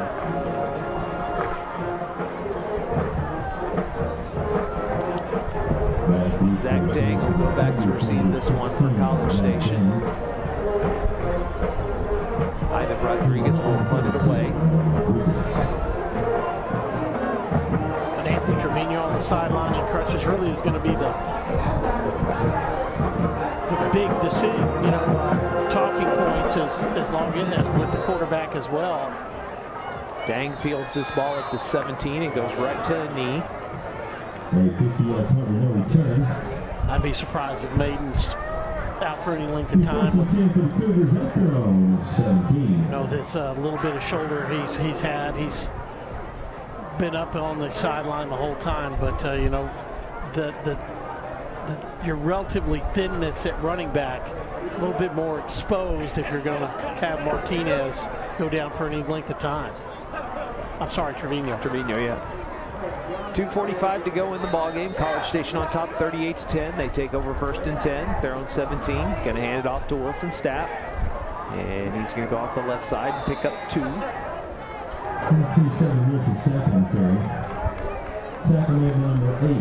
the main thing here is just keep that clock rolling.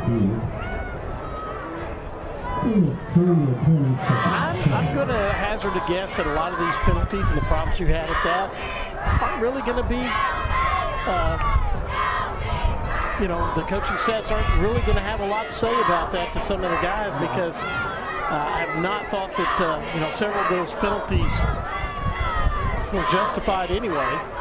Yeah, and we've seen Stoney talking to the refs quite a bit tonight. He has not been happy with some of the calls as they hand it off to Stapp again. And he'll get up near the first down marker. He does have enough. And they'll move the chains. The one that I really didn't understand was the one they called on Tisdale after his touchdown. Because they called unsportsmanlike, and he was doing nothing except celebrating with his own teammates. Yes. So I threw the ball up in the air. Is that what it was? You think that was what it was for? I really think that's what it was for. I don't get that. But okay. But I did think that it was Robinson's interception. He did celebrate on the track as far away from the officials as possible. Hand it off to Stapp once again. He'll push forward for about 2 yards. And the clock continues to roll. We approach 1 minute to go. Wrapping this one up.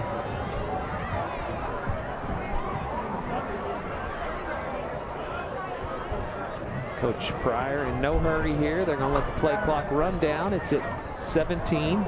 Game clock at 55.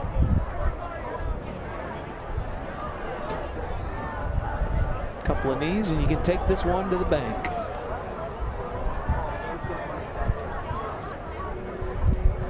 Ingram's going to hand it off to Stapp. He'll go off the left side, pick up 2 more. And that should be the final snap of the game, as they do not have to snap it again, as we are under 30. The clock hasn't even started to run, and no reason for it to run. And that is going to be the ball game. As the final seconds are ticking off, College Station will win this one 38-10 over Leander. Cougars now 3-1 on the season, 1-0 in District 11 5A play. Leander drops to 3-1, and they will be 0-1 in district play. So College Station gets the district opening win over Leander, 38-10. We're going to step aside. When we come back, Scott and I will start to wrap this one up. John's going to be down on the field. He's going to give us our post-game interview with head coach Stoney Pryor. And then we'll get to next week when the Cougars hit the road to take on the Eastview Patriots. Once again, the final score in this one, 38-10. And when we come back, we'll have the Zwerneman postgame show. The postgame show brought to you by Zwerneman Flooring. You're listening to Cougar Football on Maverick 100.9. Kelly Bertdozer has been clearing the path for progress for over 35 years. So before construction ever starts on any new home or business, your first thought and your first phone call should be Kelly Bertdozer. Since 1978, Kelly Bertdozer has handled hundreds of jobs throughout the Brazos Valley. They know the obstacles you must overcome to successfully excavate and fully prepare this terrain.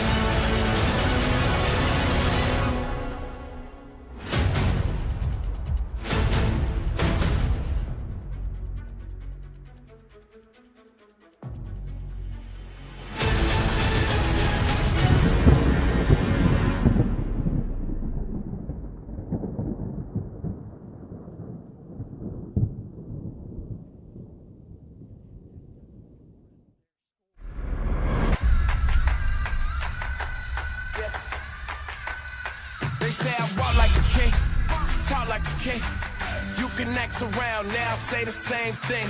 They chasing the fame, they got one name, but they ain't got what's running through these veins. Make way for the king.